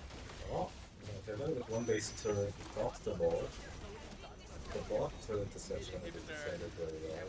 The top has to go down the board. They freeze 3. That's not going to do much, but actually not into the depths of much. Napa, but look at that, no damage at all. 4-man Dark Wave is solid. We can see the Millimord in the background, but it's just no damage coming out at all. FY is too far behind in itemization, and it's so simple for even games to walk straight through and claim the crystal as well as the series for their own. Even game, a sweep, man. 2 dominant back-to-back games. Just a showcase once again of how strong of a showing they had in their own qualifier to get to this point in play-ins. And this is going to be a team to watch out for to potentially get that direct spot over to the MSC, man. I don't know. Fayan Esports, of course, the fist bumps I mean, now here, it guarantees it, right? You have to lose twice without the win. You know, this is kind of, I don't want to say it was expected, but this is kind of one of those situations where, again, South Korea is new. It's in one of the newer regions that is now into MLBB. Yes, they have a couple players and a coaching staff there that have this experience, but you know, that's not enough. It's really got to come down to the team synergy, the team effort here, and it's going to take them some time. You know, take some time to get to this point where you are able to go ahead and compete at this level. And why, you know, in this case, YBG looks like they've gone through the reps, they've gotten the experience, they've played against the teams over there in China who have had the experience and the reps in international scene. And you can clearly see that in the way that they draft, the way that they play, the way they move around the map, the way that they punish the mistakes that we see from Favorite Esports. So, you know, it's always growing pains, man. Every time we see new regions pop in to the MLBB competitive scene, this is always a great opportunity. I like to look at it that way. This is always a great opportunity for those newer players, those newer regions to play against these teams from different regions who have had, you know, much more experience, much more reps, and then learn and hopefully come back stronger. I think we came into this with the knowledge that oh my god, growing pains for a new region like South Korea. Basically, their first appearance this in is just sort of me. International competition for the MLBB ecosystem. So it's gonna be an uphill battle, but we got to see what they got to show us, and I think that in itself is already a pretty good thing. For the opposite side as well, though, Even Game definitely impressing us all with that gameplay. It looked very confident. When's the next game? Very independent. It's on the description. Micro-wise and shot calling-wise. So 6:30, Hans versus Echo. Hans! Easily and synergized the way they did, not to mention the drafts were on point as well. So So I think if anyone was wondering before this, like, hey, this seems like a new team, what happened to DFYG, we can kind of see the vestiges of, like, okay, this is why they were able to take them down. God, what's wrong? Yeah, it's again, it's just one of those things There's where a bunch of stuff struggling you to can balance look at a lot of the things that the other caster just FY seems was trying to do, completely Fair fine. and Esports He was looks trying like to he do, can and hear it's just like, clearly. it's one of those situations where it might be a lack of experience. It could be also leaning into, again, I'm so curious about what is the communication like, and that comes from a point of view of over here, especially in the Philippines, we have like our mic checks, and it's actually such a interesting thing to hear when we get our mic checks, where it's like you get to see how different teams communicate with each other throughout the game, and all of the teams are unique. Like they all have very different communication styles, and in the case of this, like for FY, for example, I'm wondering how the communication sounds with them and what we hear from them, because YBG, I'm sure they're again, the way they moved around the map and the way they made this work and how dominant this was. Again, this is 11-0-6, man. This is a 18-1 game for YBG. The previous game was under the 14-minute mark, or around 14 minutes, and it was 19-0. So there's just so many things when you look at it that way. Like there's so many things that you have to dissect on what went wrong for Fair and Esports. But our MVP for game 2 is going to be LYC here on this Fredrin.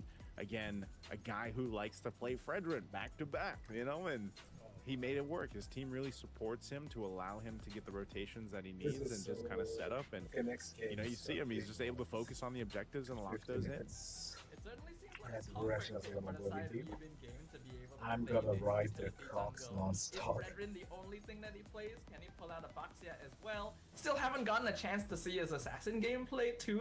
What is the variation? Because this What was happens a if very everyone just one-sided wins victory for 1-1-1? YBG. They didn't really have to Like, exert there's themselves the too much. universe, So okay? they didn't have gotten the chance to Why really did you just won? really see their And then- true potential yet. Yeah. Right? But both of these teams Hans- will still have one more Hans match against for Hans. today, because this is And just Hans full was against round YBG, robin so in now the everyone Legends just has a group. 1-1-1. So we'll get to see just a little bit Right? more. Must do. Yeah, Hans the played twice. YBG, I believe, is Hans the third winning match once and later. lose once, so The if last you win match for once, today, it's they'll be just- playing against the Huns, and then our second match, we'll actually What get to see happens Fair and if that Esports happens? play again. They'll be Who playing qualifies? against the Huns. So I guess when we have to look at it this way, Staffa, we have to think, okay, how quick can Fair and Esports adjust or learn from what they just experienced against YBG? They got punched in the face, man. Like that's basically what that series was. It was not a good experience for them, and the Huns, a team from the Mongolian region, is a team that likes to play like that. Like they like to play scrappy, they like to play aggressive, they like to do it. And they've been a team in the past too, when we were really watching teams from Mongolia play, where we would say, man, sometimes they're out here taking fights that they shouldn't take, but sometimes they make it work, sometimes they didn't. So now I'm really curious how the second matchup will be. You have a Okay, team I that we will just saw be with Fair and back. Esports In that that likes to fight meantime, even I when actually they're do down not know by a what lot. to do. What about the Huns? What about will they just kind of match that aggression, or will there be this? I'll be back kind in. of I'll be big back for the adjustment next game of starts. Okay. Maybe a different game plan, maybe a different style of picks even for Fair and Esports. I think that next match is going to be an interesting one. Because, Mongolia has always been a strong region in a very wild card way. But I guess we are going to be moving on. We've got a interview on stage. This is a big shout out to Michelle, by the way. Michelle, she's going to be with Lexi 欢 here. 迎小黎啊！今天的这 I 场对 don't 决 know 是 if 不是你们预期之中的一个难度呢？ it might just be in Mandarin. 哦，但是 so- 我们之前有很多观众在讨论说， Can you- 说韩国队还蛮厉害的，所以你们早就有猜到可能今天是这样的一个强度吗？韩国队厉害是谣言，我们训练赛已经几10比0了。今天击碎了所有的谣言。那么今天第一局有听到你们复盘，是不是主要在 BP 上是针对了对面的打野位呢？是的，是，觉得对面今天给你印象最深刻的也是打野位吗？还有其他选手让你觉得很印象深刻吗？印象 Great to 深 have 刻的 Michelle 应该是对面的 there, 辅助吧，一直 on 被我们 stage, 家 of 辅 course. 助单 She's 杀 been。to the international events 今 as 天 well. 讲话都非常有气势哦。 You know, 那说到我们 Lexi, 第一局的时候 very 是给到我们 experienced 中路的刚子哥 player 选 too. 择了 As we 优 got to see 娜 with 这个 this 英雄 quad，game, 但其实这个英雄在我们 I 国 think 内 he's 和 gonna 国外 be 的 one 赛 of 场 these 都很久没有 top 见面，为什么会做出这样的 gold 决 laners 定？ to watch out 因 for. 为优娜跟法明是 Right. Counter 比 They're, 零的，哦，确实是一个 counter 位。那么第2局的时候，我们都以为你会拿到比较趁手的哈里斯，他也是个版本比较强的一个射手位的英雄嘛，为什么没有选择？因为卡尔德可以自己玩，我觉得我的队伍可以4打5。已经相信队友都可以单独拎出 IC 喽。昨天我们在这个彩排日的时候，我有听说某一支海外战队的选手让鱼神带话给你，说了一句 easy b e easy， 你有听到这句狠话吗？有。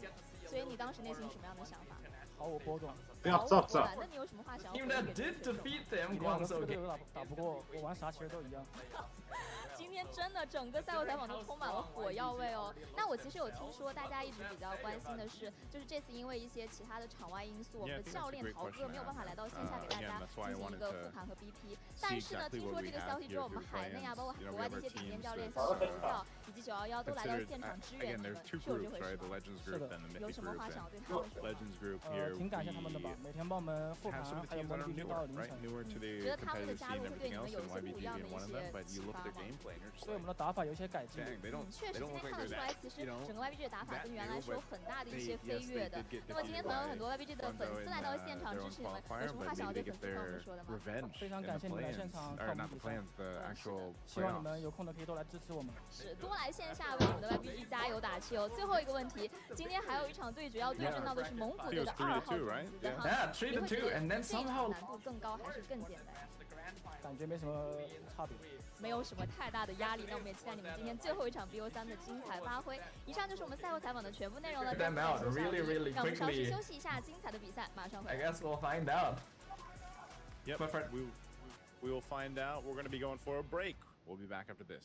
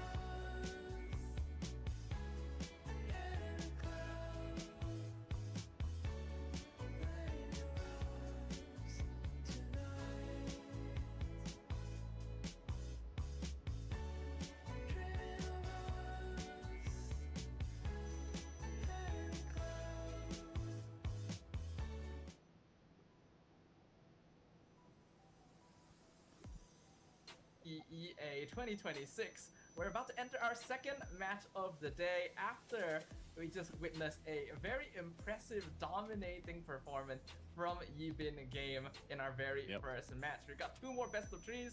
You're here once again with me, Stafa, as well as Naisu. How are you feeling, sir?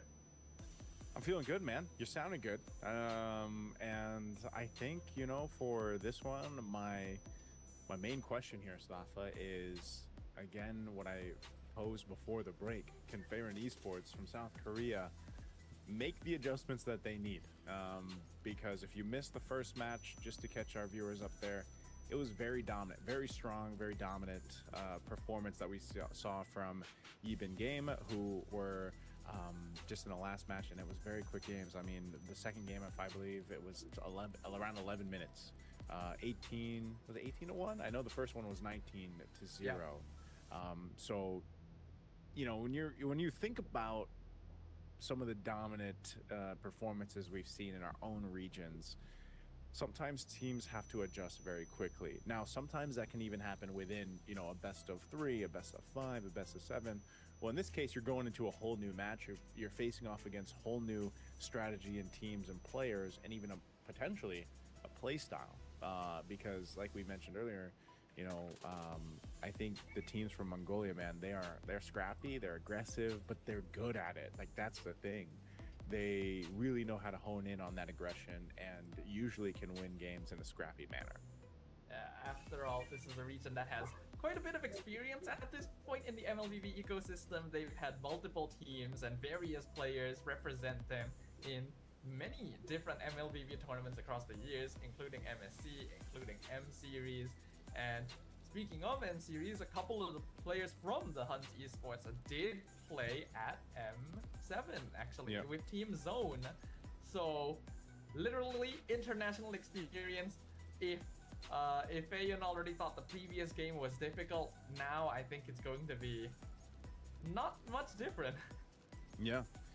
There's again, whenever you look at it, you really have to think about how some of the teams, how some of the players, they had their experience, like even individually, like, so, you know, some of the players individually, they've had experience on the international stage, what they bring to that table. You know, there's going to be, in just a second, we'll be looking at the rosters and everything for the teams, of course. But, you know, there is going to be, maybe for our viewers that have been tuning into the international events, you will see a couple familiar names even from the Huns Esports. And again, that's something that when you were watching the Mongolian teams play, and I'm trying to think when our first introduction to them was, it had to be like was it M5, for like maybe the M5 wildcards or so, when teams really started to see them compete on that stage. And was that Lil Gun? I'm trying to remember which of the two. It was Lil Gun, right? Yeah, it was Lil Gun. Because that was the one I think we casted together. Yes, it had to be one of the ones that we casted together. And, you know, I remember that was a main point of discussion for a lot of the viewers and even a lot of the other casters. They were like, man, you know, it was refreshing at that time to see, also because we were in a meta where it was very like slow paced, it was very utility based, it was very like, we had the whole Lord Dance concept, you know. And then you get teams that are from these growing regions back then that were like, nah, we just want to fight. Like, we don't want to worry too much about the objectives. Like, let us just duke it out, fight, brawl it out. You know, Indonesian teams and players are probably another great example of that. Even Malaysia, right? Malaysian teams, you guys have your own word for it, you know. And I remember first time seeing that. And so I feel like from Mongolia, if they're going to play at that speed, if the Huns are going to do that, then this is just another difficult task for Faron Esports, who is the newer region that's been introduced into the competitive scene that has to make this adjustment. Yeah, we have to remember, once again, this is the play-in stage, right? There's 3 teams here, only 1 slot to move into the playoffs, to be part of that top 4, to get a chance to go to MSC. So we already know that after a single loss, Fayon are going to be at a massive disadvantage, and if they still want to have a chance of moving on, they need a victory here, and preferably a very clean one. But you could argue that the same is the case for their opponents, right? They want to be able to face off.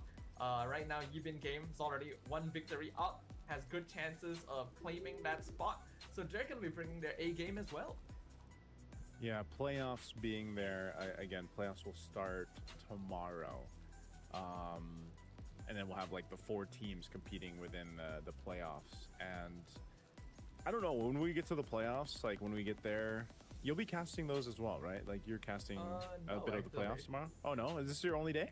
I think it's just a day for me. That's just a day? Okay, well, the teams that are going to be going forward to tomorrow, you know, and going through it again, you have to consider the fact that even in the teams that are qualified for the wild cards, since there are 3 spots for the wild cards, all this experience playing against some of these other international teams is a great kind of primer for what's going to happen in the wild cards. We're going to take a look at the lineup here from Huns. You can see this is Yuki in the gold lane. We've got OU over there in the roam. You got Kenny in the mid, still Meta in the jungle, and then you got Bunkai in XP.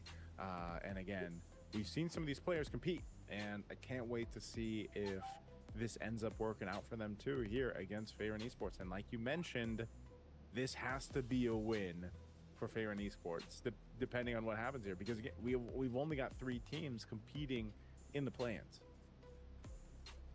And they're going to be playing 2 matches back-to-back as well, so they don't have a lot of time to pull themselves back together.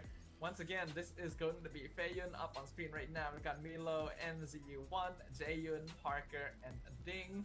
Their drafts were solid enough, but it definitely felt like the execution was a little bit lacking before, and I'm hoping to see a little bit more proactiveness from this team. Not just in the form of trying to fight, but in figuring out what needs to be done to get that W. Yeah, gosh, that's a great question, man, because if you watch that game, and for a lot of us, that was the first time. Like, again, and I'm not sure if they had all their qualifiers streamed or not. Again, there's so many VODs out there to rewatch from different qualifiers, different leagues going on. But for people that tune in, especially here to the MCT EA, it's just, it might have been your first time watching Favorite Esports compete. But again, they've got 2 players plus a coach over there that have experience in different parts of the world, especially the Philippines. And so I think if you really want to break it down on what they can fix there, it's just playing as a team, you know, playing as one unit, because from back-to-back games, I just felt like that's where they were lacking. I don't want to say it was entirely a draft thing. They definitely could have won those games in a sense if they just had a better control of the early game. And a lot of the times when we see dominant games like this, Stafa, it's because the early game is just so one-sided and it turns into a snowball like crazy. There are only certain teams that are capable of kind of stopping that from happening and potentially turning a game around. And if you don't have the experience of doing that, then, you know, more often than not, we see teams just kind of take that snowball, take that momentum, and just barrel through the game. And that's why we had, you know, 13, 14,000K gold leads in our first match. It's always been a historical number that if you break the 10K gold lead mark, it's usually the point of no return. You basically auto-win the game unless you make some kind of massive mistake. So the more that number grows, the easier it becomes as well. And we are in a meta right now where snowballing is quite powerful. There really isn't a lot of comeback mechanic unless you have enough experience and skill to find those gaps, and you have the right heroes to do so as well, right? Going for a macro play, split pushing, or at least trying to delay fights, having good base defense. Instead, a lot of teams, especially those who are newer in the ecosystem, who haven't really had international experience yet, will tend to just think, hey, we can only win by taking turtles, taking lords, winning team fights. So that's the only thing they play for.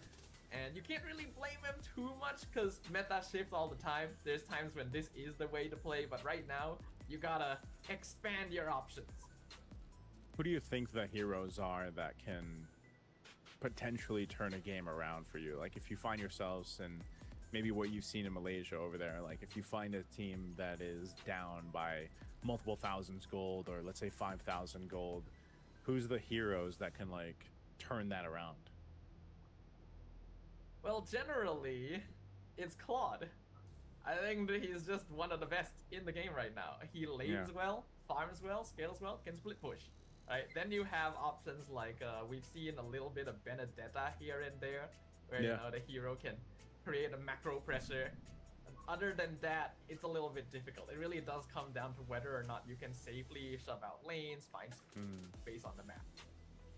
Yeah, I feel like Benedetta is such a niche pick, though. Like, even over here in the Philippines, I think if maybe we have like 3 players in the entire league that will bring out the Benedetta. But yeah, it's scary when it does go into the hands of a specialist and is able to actually create that space for the team, you know? I think even in a sense, that's kind of what the Gourd is. Like, I did say that it was kind of being into the meta now. I even saw it being played in MCT Ammer today, and more teams from around other regions obviously playing it. I think Indonesia was actually the first team to bring it to the forefront, but it's still very specific and niche to like certain players or teams that want to pick it up or make it work. The biggest combination, the most successful one, is obviously the Gourd with the Harley paired up. But as you saw from our last series, Harley's being banned out continuously, you know. We're going to be welcoming up the teams over on stage to get this match, our match 2, started once again. Yep, starting things off, we're going to be having the Huns Esports walking up on stage. Now, if some of these names are familiar to you guys, Bunkai and Kenny were formerly members of Team Zone during M7 last year. While their scoring on the international scene was not the best, the fact that they were able to make it this far, the fact that they showed potential as well, already means that they're going to be coming into this as the favorites, and they're going to prove to the world why they deserve that playoff spot. My brain's already going to fry. Okay. The host and the casters. We got the Huns out here. We're going to reintroduce Farron Esports as they walk out on stage. Right. Again, I think my biggest eyes for this one is to noxkrista not so much on Ding and MZU1, but Parker. I think, especially Parker, he's got to have a better time in the jungle. I think that's where at least the biggest potential for them to win this game 1. Let's just focus on game 1 right now. Would be to have a better time in the jungle, get that early rotation locked in. Obviously, you'll need MZU1 for that.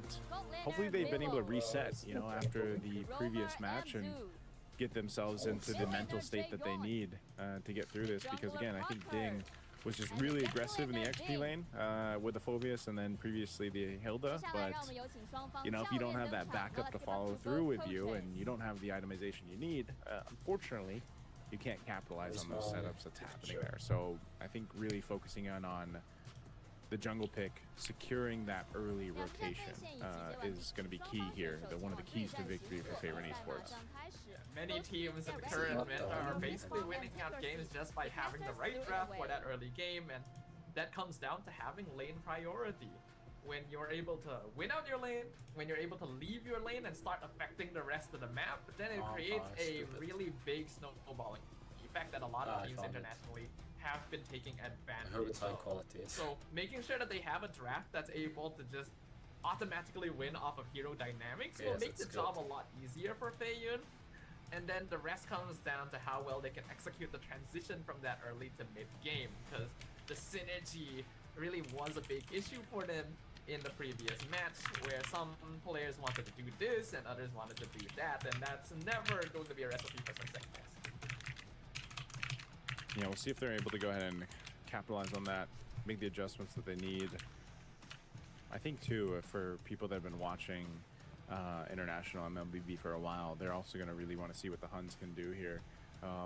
You know, just again, teams from Mongolia, usually very fun to watch, very different style of play. I'm trying to fix my thumbnails. You know, I think even a couple times looking back at some of the performances that we saw from some of the individual players from the Huns, for example, like Bunkai, you know, when he was actually competing through with Team Zone back in M7 World Championship, you know, like he was one of the players. They didn't go too far in M7, but again, there was one of those things where it's like, okay, there's definitely potential here.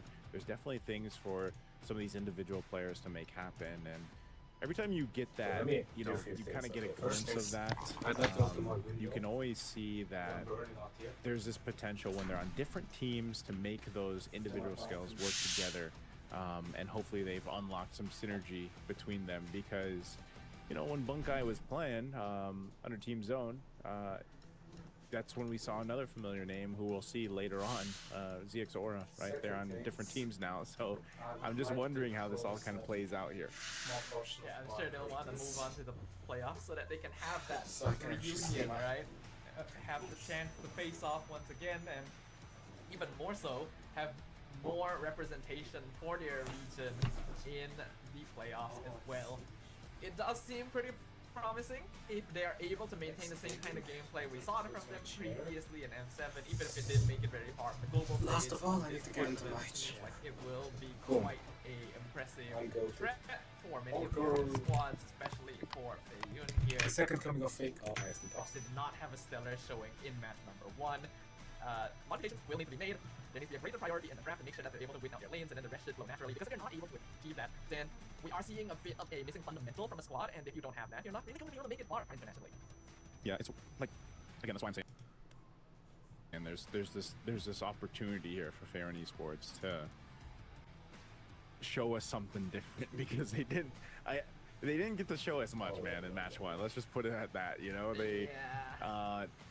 what we saw more was a highlight reel coming out from YBG, and so for Fair and Esports, this could be an opportunity for them to, like I said, reset and show us what they've actually been able to go ahead and accomplish. Because like we mentioned in their qualifier up to this point, they were quite dominant. You know, they swept their grand finals, and they were able to get here very decisively. But you know, maybe it's just one of those cases again where they just need a little more time to kind of settle in, figure out how to communicate as a team throughout this. But, you know, I'm sure Coach MBDJ and the rest can make this happen. It's more so of having those fundamentals locked in. A lot of these teams, it's not like it's unfair or anything for the teams. It's just, I mean, when you're new, when you're like the new team, the new region into the competitive scene, it's just, that's why I call it growing pains, man. You know, it's the growing pains that you're going to go through competition. It's nice to see the smile on their faces after, you know, match 1. So I think maybe that's indicative of they've gone with a reset. Sweep this, okay. You know, once we get to this first draft, we'll actually get to see if they change the game plan at all. But, you know, so far, at least for the first series, we see how much of a priority Marcel is for these teams. Is Marcel actually that much of a very strong hero? We see it being prioritized quite heavily in multiple other regions. I think it's only really in the MPL where we don't see Marcel being prioritized as much, but he's still a very common mainstay in the meta, and we've seen how well these roamers are able to play around it. What I'm hoping to see myself from the side of Feiyun this time around is a little better synergy from the mid duo in particular. I think MZU1 did pretty okay in Game 2. In Game 1, he couldn't really do much because the glue got hard counted by Vexana. But in Game 2, he did try to set things up with the Marcel. It's just that I feel like the follow-up was a little bit lacking.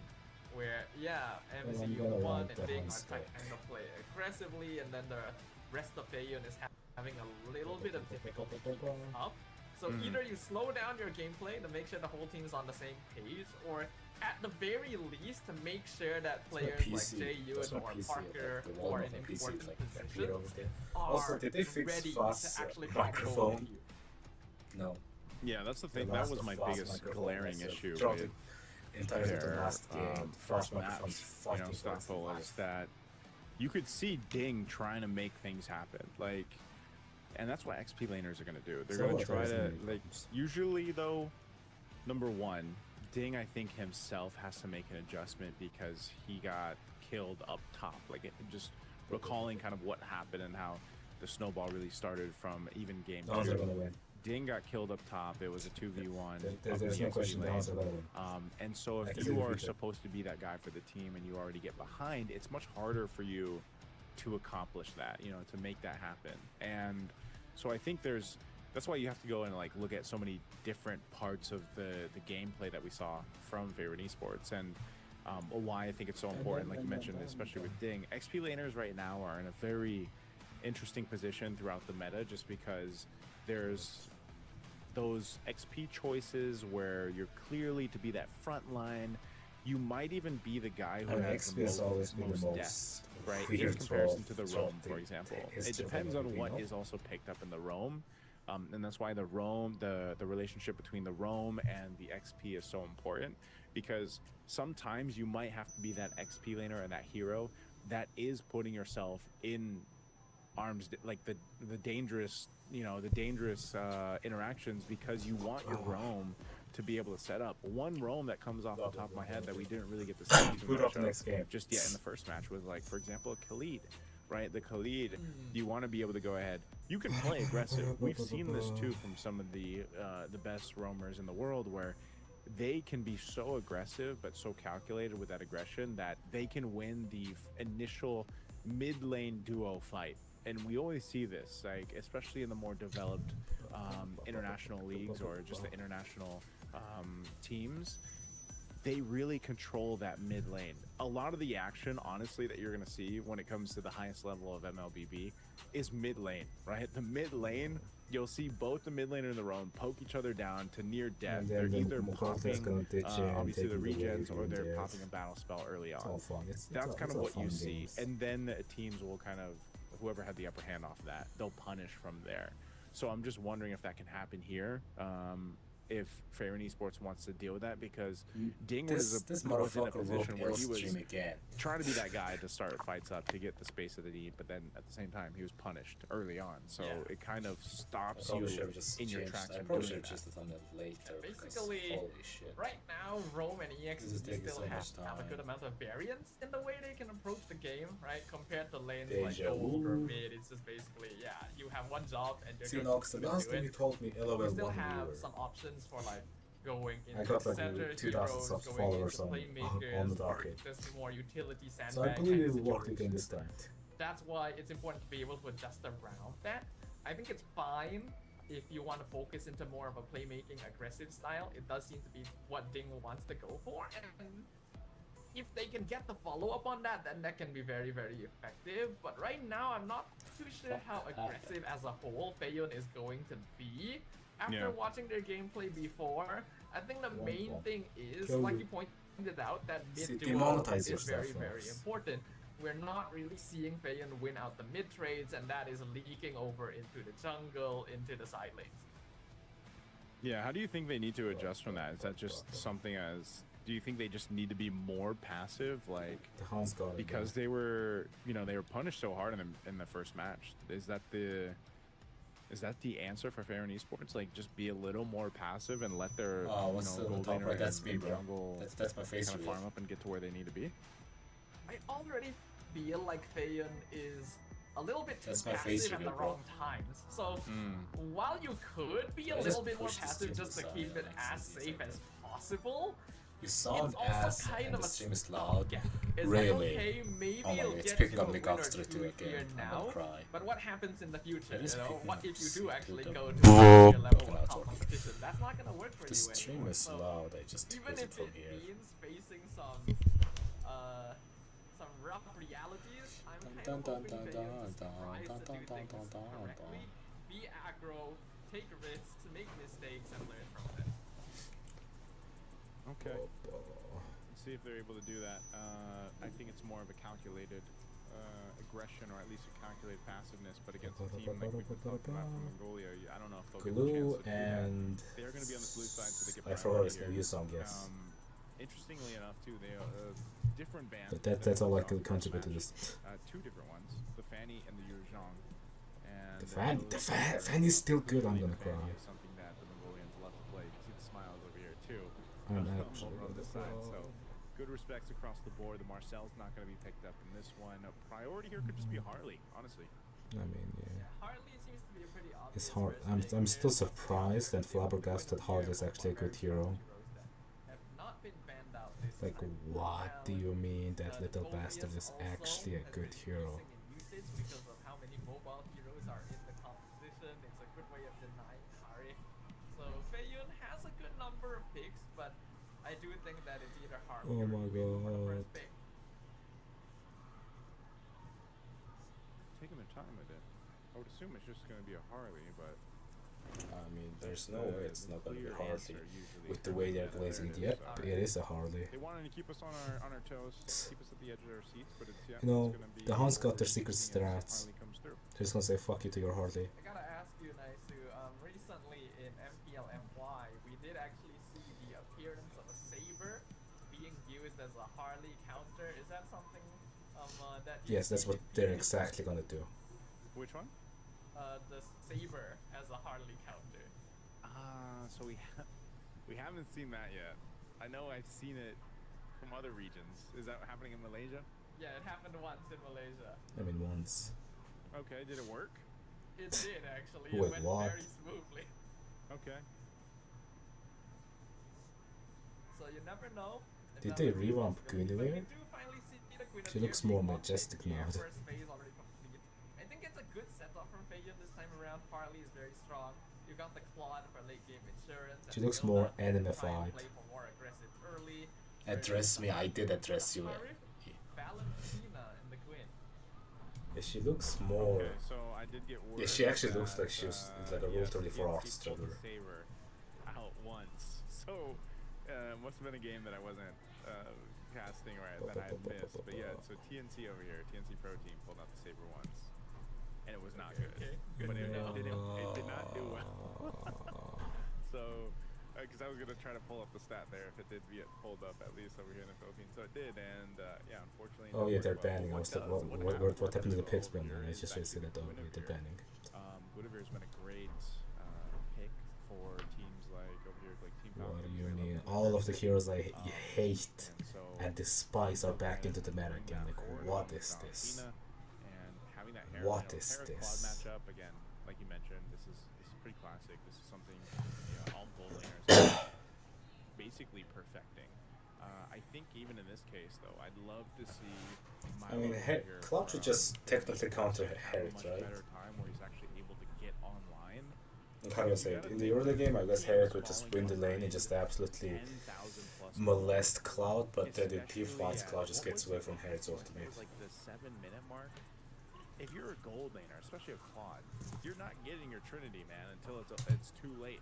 By that point, it's almost too late already, right? So, yes. Hopefully, I'm really hoping that Milo will have a better time to go ahead and scale up. The Harley should be able to go ahead and allow that to happen because your main focus is not letting the Harley get out of control here. Is it the Mongols? It is not the Mongols, but another Mongolian team called the Huns. Which is basically humans, if I directly translate it. Actually, no. Hans is a different team, right, actually. Neutral? Like, Hans is like a completely different thing. It's like an ancient Mongolian tribe, if I'm correct. This is usually paired up really well with the Harley, as I've stated. I don't know any of these players. I think I know Bankai. He used to play in the Mongol zone with the little guns. They catch if the abilities line up properly, and then you got Hilda and Hylos just to be really beefy front lines, and you don't have heroes like Harry or Liliana. There is the holy shit. This is a hella brawly lineup. Hello. They are definitely leaning a little bit more towards early mid pressure team fighting in general. Look. But I think that if Feiyun are able to position themselves correctly across the map, you got like, a very the Korean team, your top tier nigga, Rex Nexus, and I said the other one, Kinox. Unlock the Hylos and the Gord and start ganking side lanes. The Korean team is like more of a pick-off kind of team, while the Hans literally just has like, we'll take the entire team fight, like that's the entire lineup. What is this? I don't know if you guys call him that. Do you guys call him that in Malaysia? We don't call him that, but we've heard it. Okay, well we got the Rizzler in play. This is a good pickup just because, again, that penalty zone can be utilized, you know, in conjunction to all your other crowd control. Also having the opportunity to... Okay, now it's gonna get interesting. I'm praying to God 2 Mongolian teams qualify. I'm praying to God. The audio is so quiet, are you sure? Which audio? The stream audio or my audio?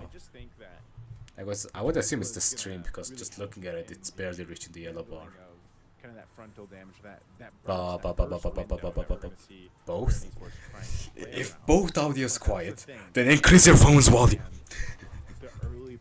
There's nothing I can do if both audio is quiet, like actually. Is it max and then it's still quiet? Like in Streamlabs, it's reaching the red bar. My mic is almost. Be the priority just because they and ward. And we'll most likely see that combination of, you know, Harley picking up the G. My phone's volume is max.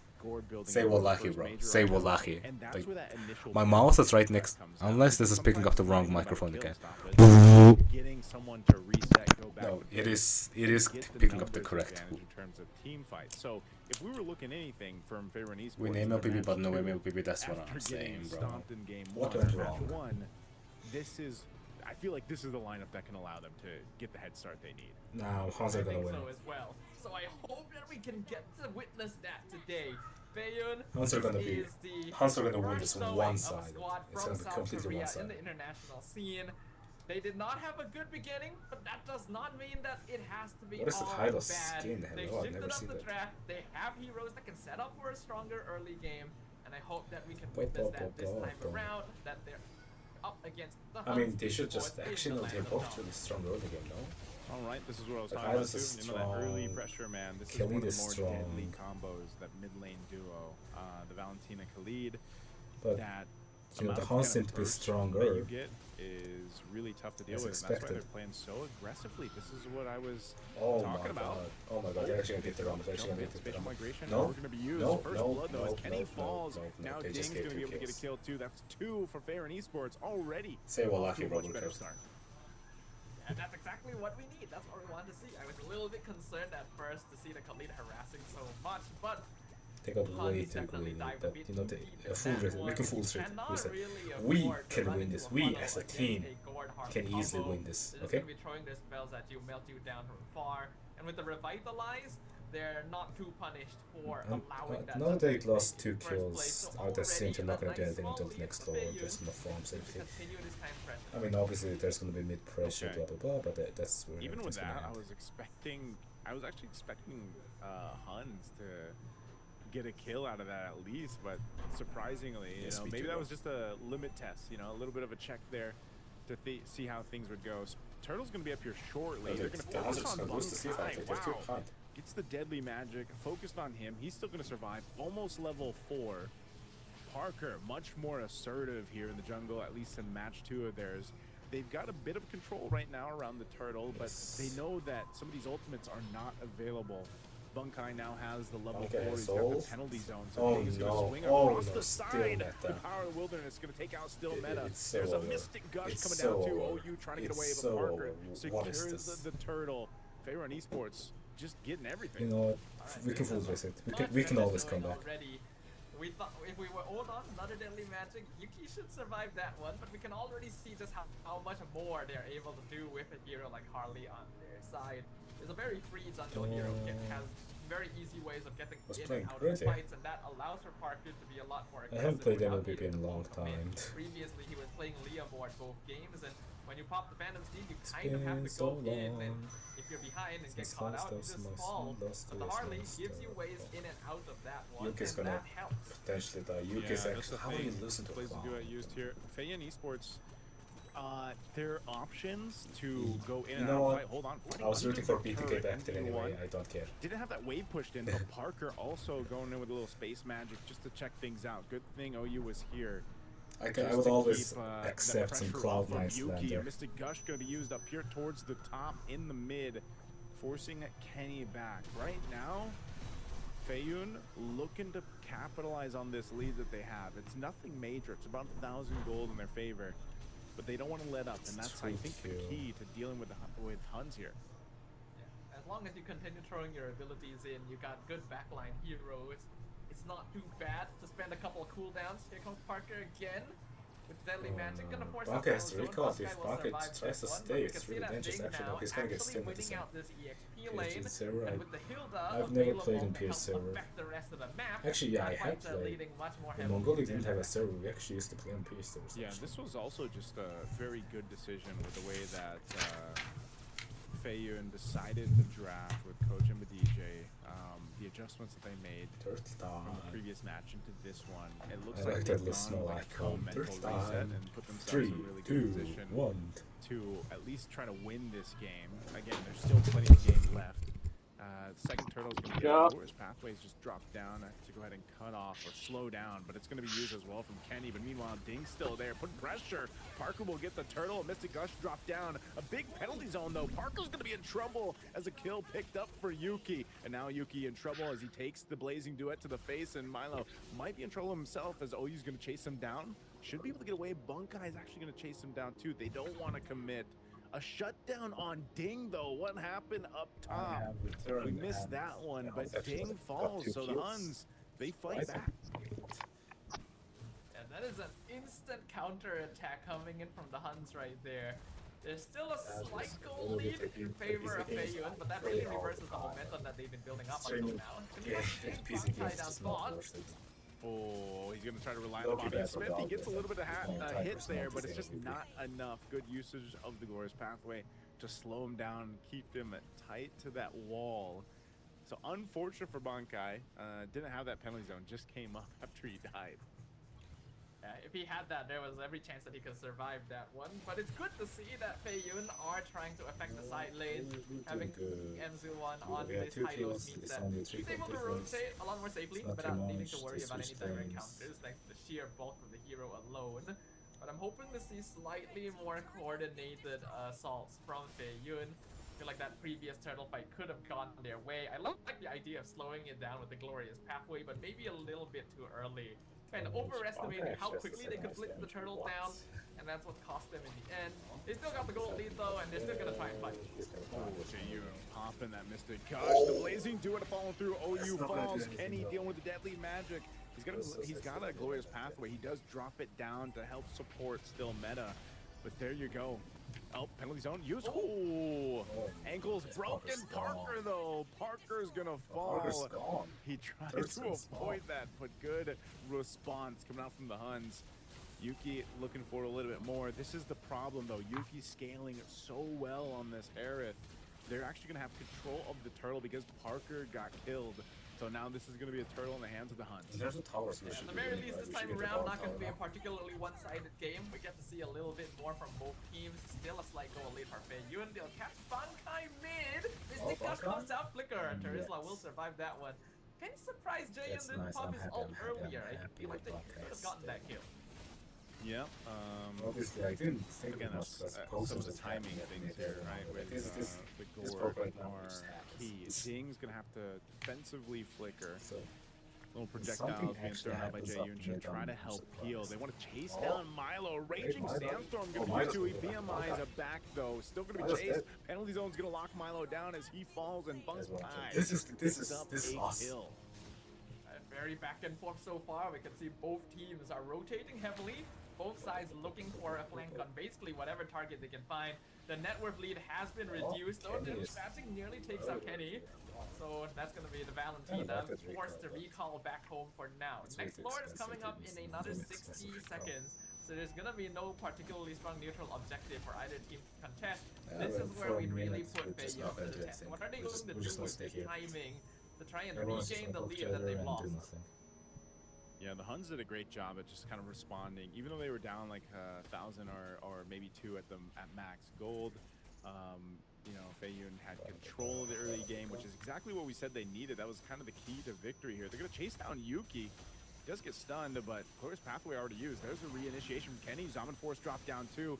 He's going to be knocking down MZU1. Even with that revitalize, there's a big Blazing Duet to the backside. Milo hunted down Kenny. He's able to find him. Ding gets the kill. And they fight back, but they're still in trouble as he's trying to get away here. Still meta picks up Milo as their gold laner falls for FY, and now Ding on the run.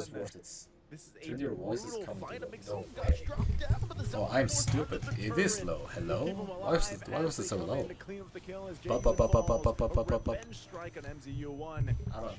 don't know why it's decreasing. With 1 HP. We're looking at very okay, now it should be fine. Now everything should be fine. This is a signature. Thank you for fierce person. You truly are fierce. I think it was the store should be free. Initially, especially the actually, we don't have a ROM. Targets like Milo, but after that, Parker's getting zoned by Bankai. Bankai still everything he can still meta. They get Sting, and then Bankai catches him, and then still Metal lances retry. Boom, it's over. Wallahi, bro. You got the lore, you got the team fight. Taking out Parker. And so the then Jion's gonna still die. Jion gets is focused still down, die. still meta picks And they're gonna keep going. Raging Sandstorm flicker combination right on Milo. Yo, Milo, overheating? Blazing, Overheating? will punish OU and still survive. Okay, they low-key started overheating. That was not worth it. But they got what they wanted. The Huns have control of the map. Yeah, a slight miscalculation to try and catch the Claude there. They didn't expect the Blazing Duet to do that much damage, but still, it is definitely the Huns in control now. And we are seeing Yes, some of the we are winning, boys. We are winning. In game number 1. They're a little bit too dependent on trying to take fights and trying to win fights. And this game, it's a little bit more reasonable to force that out. They do actually pick up still meta in the mid lane, so that might allow them to defend this base push a little bit better. But they are a more pick-up oriented. Wait. Oh! Big penalty zone finding 3. Is he gonna get Parker? Yuki's gonna follow through with this.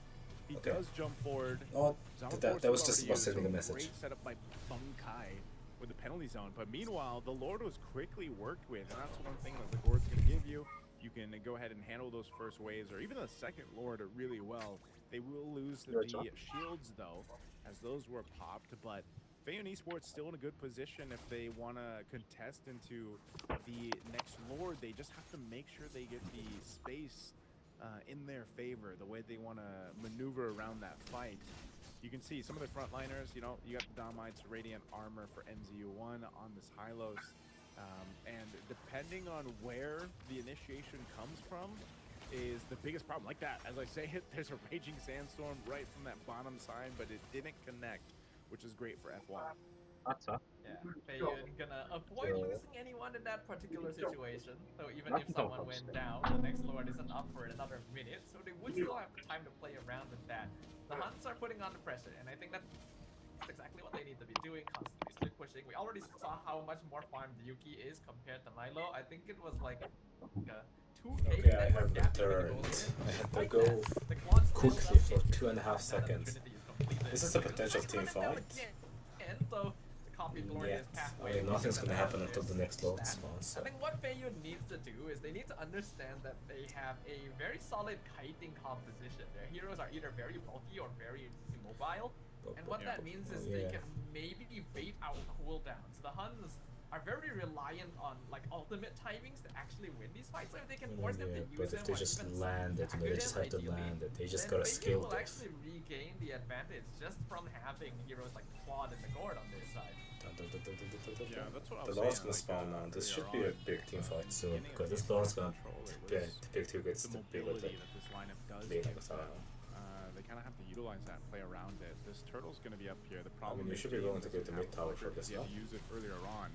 Look at this blitz. Yeah, they're just gonna rush it. Glorious pathways across Wait, the still board. metal. Where are you Thrown going? out too. A big penalty Still zone metal. to lock down Jaeyoon. So he's already in trouble as MGU1 Okay, you know falls what? and It was all planned. It was all planned. It was all planned. Bankai falls. And now Milo's gonna in fall. trouble. One hit away. Everyone's so gone. Picks it up. Still metal's Could gonna be get dinged. potentially a wipeout here. Fights across the board, across the map. And then it's only Parker's running Parker away. left alive. The Hunt Now they didn't just need push, the or Lord. can he just They stalls? just went for the team It's fight over. to It's clear lucky. everyone out. And Parker has to get back to base because 4 members of the Huns, no, make it 3, are pushing into the base turret now in the mid lane. He stalled Parker, enough. He stalled does enough. get a It's kill on gone. Kenny, but 3 members, they'll be able to focus down the crystal of Feiyon Esports. There's nothing they can do as It's game gone. 1 That was goes nice. to That the was Huns. sexy.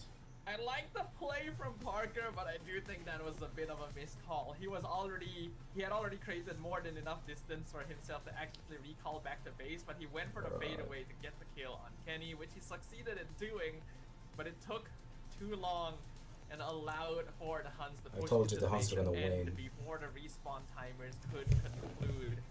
I think that Bankai definitely played a big role in that last fight. He survived for a very long time in basically a 1v3 situation in the backline and allowed for the rest of his squad to finish off the divers from the enemy team first, after which they would take over completely. Right, now what? Now we and gotta wait secure for maybe 10-20 not even minutes means of this to guy's secure the jumping. objectives. They His already mech knew, isn't okay, this is it. fighting to We live can push down anymore. mid lane. I really like the calls that were made at the end there from the Huns. Hey man, as a Gord main, a former Gord Gold main? What? I I know how that felt, Jayu. These people exist. You don't have Flicker available, but your team seemed to give the call to contest for the Lord. You know you're susceptible. Guard mains exist in this game? On, especially when Trizzle's across from you.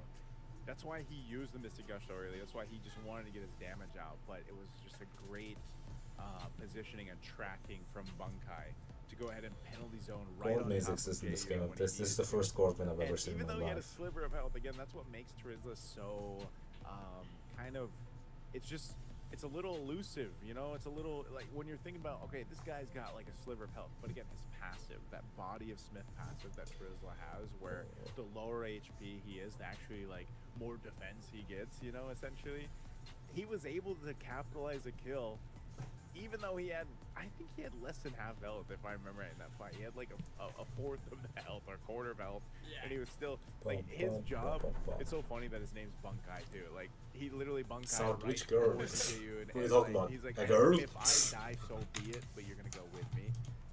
And his This guy's could conclude. I think that basically off the top played for the he had there's nothing they Parker distance succeeded in This doing, girl? Oh no, that's but not it a took Beast roll in that last fight. He This survived girl? for a very long time in basically. Oh, are you talking about the poster? His skill one needed to, but it was just really good Put team it fighting back from the in the Hunt. catch-up. The game when they made that adjustment right after maybe let's say the first turtle stuff, that the Hunt just really showed that, you know, even if they play a little bit behind, like they know how to team fight, they know how to duke it out, and that's exactly what we saw here. And there were one or two moments where the Huns were punished because they went a little too aggro, a little bit too That deep. was But easy, bro. they were basically doing what I was hoping to see from Fayu and taking those risks, being willing to throw bodies in when they are confident enough that they can take control. I feel like Fayu still has the same issues, unfortunately, where they're a little bit too dependent on actually winning the objectives of the game. It's like they're ticking off a checklist, basically. Like, if we don't win the Lord fight, we're not going to win, even though it would probably be smarter to play base defense. Because the Claude and the Guard are very good at melting Lords away. They don't need to worry too much about that. Yuki going to be our MVP. 4 kills and 4 assists. I love looking at KDS stats for MLB because it's such a fast-paced game. Gold laners would just play safe as shit, and we'll get MVP with like 2 kills. Yeah, Yuki, so funny. He had so many good usages of his Almond Force, man, and I think a big part of it, like we've seen, because so far, all we've seen is the Claude and the Harith, essentially, and that's kind of what we're seeing, like, you know, around the world right now in the gold meta, which is why it's so interesting that over here in the Philippines, we have a gold laner who's played like 12 or 13 unique heroes.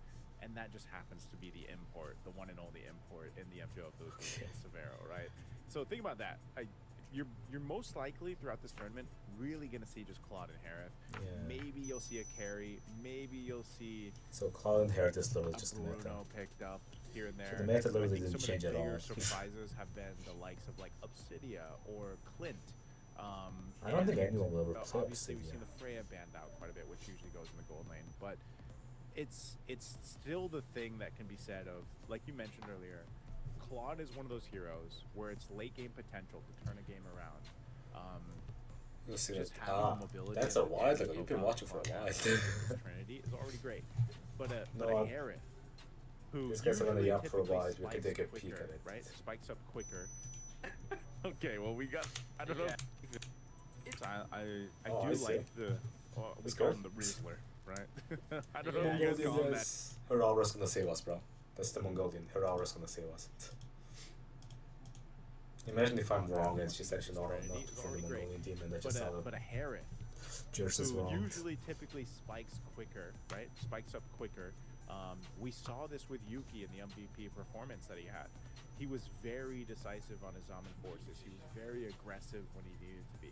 You could tell that he really relied on not only his mechanical skill, like with the Harith, but also his team to support him. Because there was times where he knew, I don't know who the shot caller is over there. That's always another thing that I like to know from the teams, right? Once we get to see them a little more. It's like, usually it's the Ramos, right? No matter what, Yuki was good like, or bad. I'm going to drop this Zaman Force, Ramos and I'm are the just shot focus callers. on MZU1, Shot callers. and I'm just going to whittle him down and force out a revitalized, force out a glorious pathway. Like, you get so much of value out of that because that's gone for the team, your opposing team. And so his uptime and his efficiency with his Zaman Force was just great. Yeah, I think while Harif is still one of the better heroes in the meta in general, I feel like he, compared to Claude, has a little less freedom, you know, to be independent. He can be very strong in 1v1 situations, but when it comes down to team fights, he does have a shorter range compared to other marksmen, which means that he needs to be up in the action, and he's basically limited to the zone of the Silent Force to do damage. So you need to have teammates that are able to play around that, actually get the setup and buy time so that you are not punished for only being able to play in that one. Holy. While there was heroes like the Hylos this game that could have negated the Silent Force's pressure, oftentimes Feiyun had to use it as a way to engage or disengage. So they okay, let me actually take a look. How long is the break coming between matches? I think Bankai had a stellar performance this time around, just being in the front, right? He's setting up, he's also sandbagging, sacrificing his body to make sure that everyone else can do their job. That sets up really nicely for Harif to do his thing. Compare that to what we saw in match 1. I think it was Feiyun themselves who tried to play the Harif, and every time you're too good at finding. Hell yeah, I'm good at finding girl. There's a big difference, and it does come down to the formation. I'm not gonna say that again. Okay, so 104. Like, and then the caster stopped for 4 even in terms minutes. of kills, like it was very close. But the end game, and like there's an interview for. I don't know, like when we were in the late game, it just wasn't close anymore. It was just more so scrappy, and this is exactly what we were talking about, Safa. Okay, no, this is going to be 10 minutes. That's all I gotta say. Especially here in the Heims, like this is how they like to play, and that's why, as much as it was great that Feiyun got that early lead, you know, they had control of the early game. We're gonna have to listen to them talk for some time. You know what? Do you have like any? You can't maintain that early game that you built up. And you don't really have the, I want to call it like maybe the fundamentals of the team fight down, you will have the game turned over. And that's, I think that is one of the biggest things that maybe Feiyun can work on after this tournament, is just breaking down the team fighting for them. And again, they went through their qualifier over in South Korea. They swept it in the grand finals. They were very strong over there. But obviously when you get to fighting against other international teams, and you know, you have to kind of adjust to their play style, their draft, their philosophy in the game. I think the biggest thing that Feiyun Esports can work on is that team fighting. This is gotta be the funniest shit I've ever seen. That they need, because you can see it unfold. I was looking at my message requests, right? When we're watching them team fight.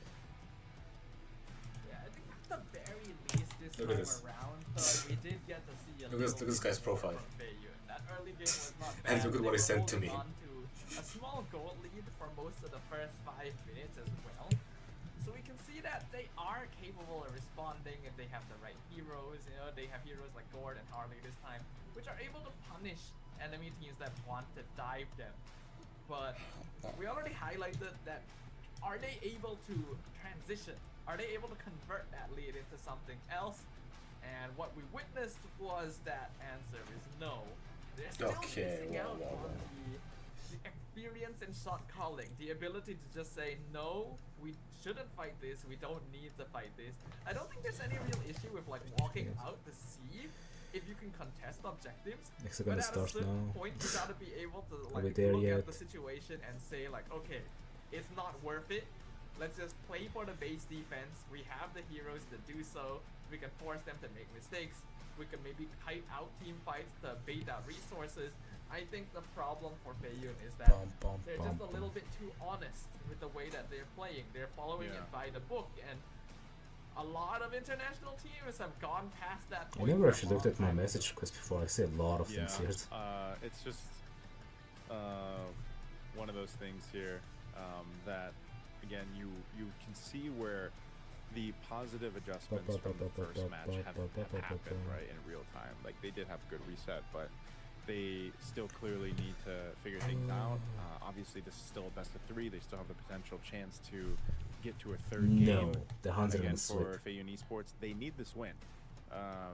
Again, as we're in the play-ins here, and we only have 3 teams competing today, they're fighting for that spot to get into the playoffs, right? So, and since they the Huns are gonna first win, match, they definitely want to go ahead and win this one. And I feel like teams that are able to go ahead and adjust on the fly or in real time are always the ones that you see like compete the best, right, on these international stages and everything like that. But I'm but behind. What? I don't know. I think draft-wise, too, they had the draft. That was a very solid draft. It's just down to just fundamentals. I think it's just what they can do. tournament organization. organization. They find those adjustments in game 2. Do you guys see something over in Malaysia that really like sticks out now? Because you guys are on what? Towards the end of your regular season, aren't you? Like, you guys see? It's the last week. Okay. Do you guys see a big shift in the meta over there, or like what's one of the biggest changes you've seen in the past couple weeks? I wouldn't say there has been that big of a shift. There has been changes, yes, but it's been generally quite gradual. Where we kind of see the reduction in the draft started nice. Slightly more niche mid lane show up the board, but that's not particularly often as well. Thank you. Time, and like we're also Saber caught up I just as the draft earlier. started nice. I think we even had Atlas at one point. In fact, I think we had an Atlas today earlier. Atlas? During the match we were casting. But other than that, no particularly strong. Yes, they don't like the Our Gunaware is too strong. The Atlas has popped up a couple times too. What I'd love to see is man, I'd love to see either the Atlas or maybe a Belric, man. Belric. I mean, Belric was meta at some point, I know I remember. NCT Emmer had a Belric come out. He did get buffed.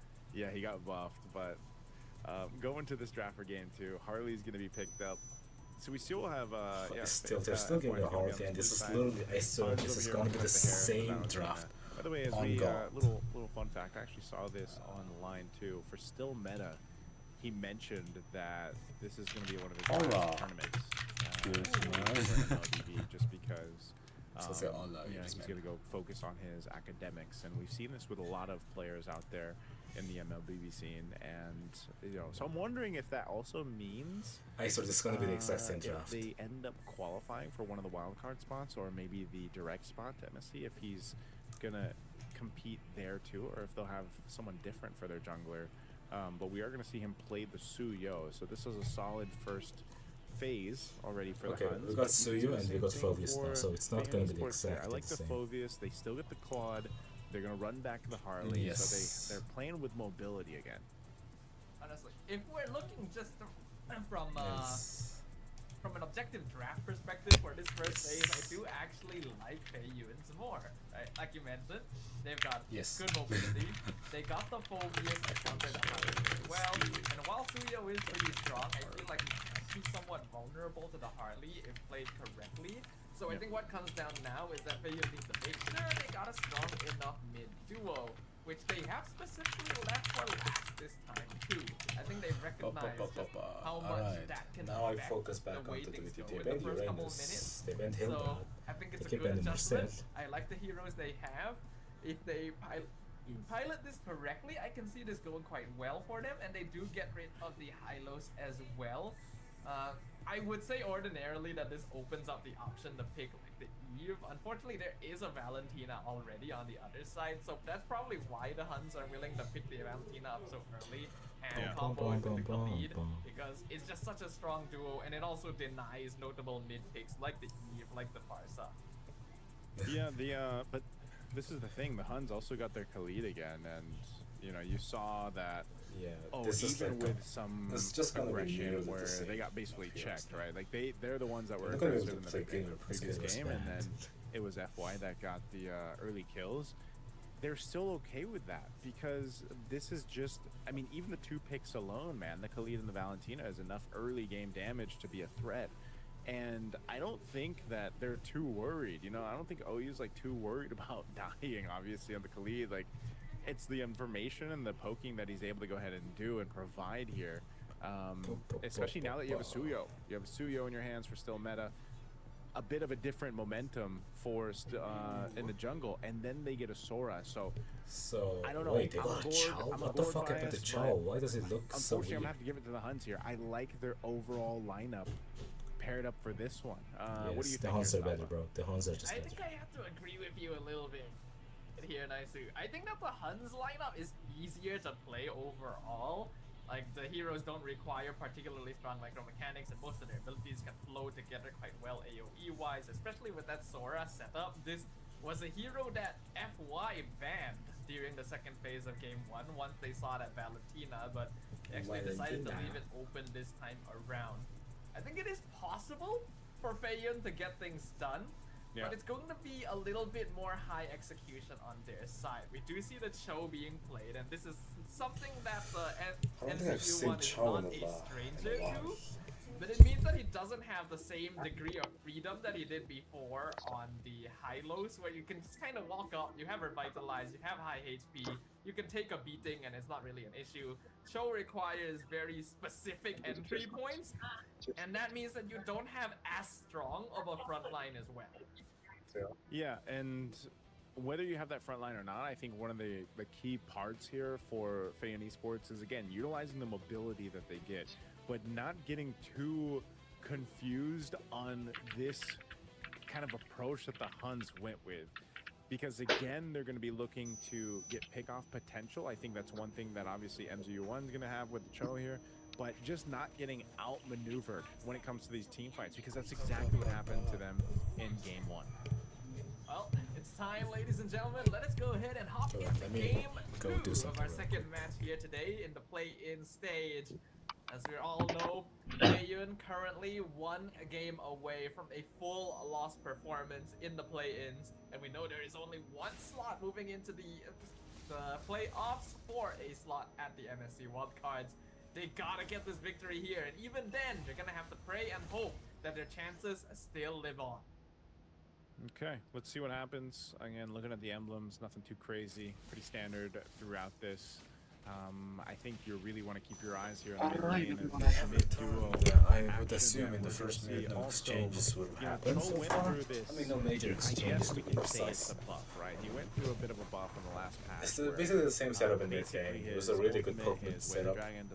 Yo, hello, Hyako plays. Kind of delay. Oh, yeah, not like a little bit of delay that was I know you. As a joke, I've been pronouncing everyone's name word by word, letter by letter. Again, it still serves its purpose of you want to go for pick-off potential. You can no, there is a universe where Mongolia qualify. I mean, Mongolia will qualify to the last lineup from Feiyan Esports is all about. I haven't forgotten about -1. Like that's the game plan. That's the I've been just pronouncing everyone's names completely. Whether that's through the Cho, whether that's through having a Harley and a Gord paired together, they need to go ahead and get that advantage.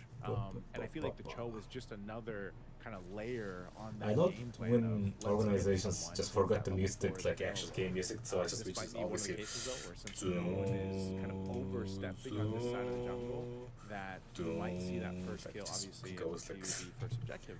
Even when I stopped making videos, there was also a problem too. It's like every time something would happen, I would just say, "Welcome to Mobile Legends," and Max Wolfie, and they would just go. Everyone else is a potential kick target. Oh wait, what? Oh, still may I just... No, did they even contest that? Wait, Baka is to go for it? Parker's gonna die. Which slide? I'm not live on Twitch.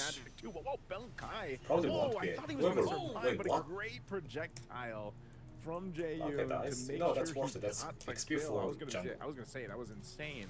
If Monkai ends up surviving... I mean, even if I go live on Twitch, no one's gonna watch it. No one watches MLB on Twitch, bro. Out of that situation. But that does still end up being a small victory for the Huns. They got the turtles, they got the kill on the enemy jungler, which is probably going to be worth more to them at this point than their EXP laner. Not to mention that Bankai was the one who got the kill, so it kind of makes up for the goal that he loses from the kill itself, and he was still able to catch the wave of minions nothing major should happen for a long without losing time. too much gold shield. So the Huns are still in a perfectly solid place. I think it was good positioning. Again, I feel like that was a position where Feiyan should have just said, we cannot make it to the turtle in time. Let's just give it up. We don't have the Cho kick as well. So there's not really much that we can do. I will not upload. You can maybe send Neither will I, and try and probably. get a I have been GG busy still, but once preparing that for my doesn't work, applications. You really just need to get out, and constantly we are seeing hold on. Oh. Wow. What the fuck just happened? And that's exactly where you're going into stuff. Like, I guess that's the Cho and everything. But I mean, they kicked him. They the solution to depression is always I don't know. I hope you'll get to us soon. You have the Harley. Oh, he's gonna die. Midas gonna die. There's not a universe minus lives. Wow, that is not what you want to happen. He even had flicker. I don't think he was expecting to get killed there.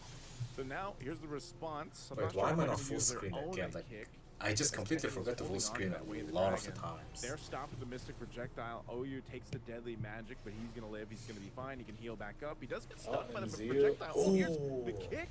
But he utilizes the flick. What is that recall? That looks sick as fuck. The safe direction. Very well played there by OU. Good reaction timing. We can see Bankai as well catching Enzu in the mid lane, and now they're surrounding the Phobias.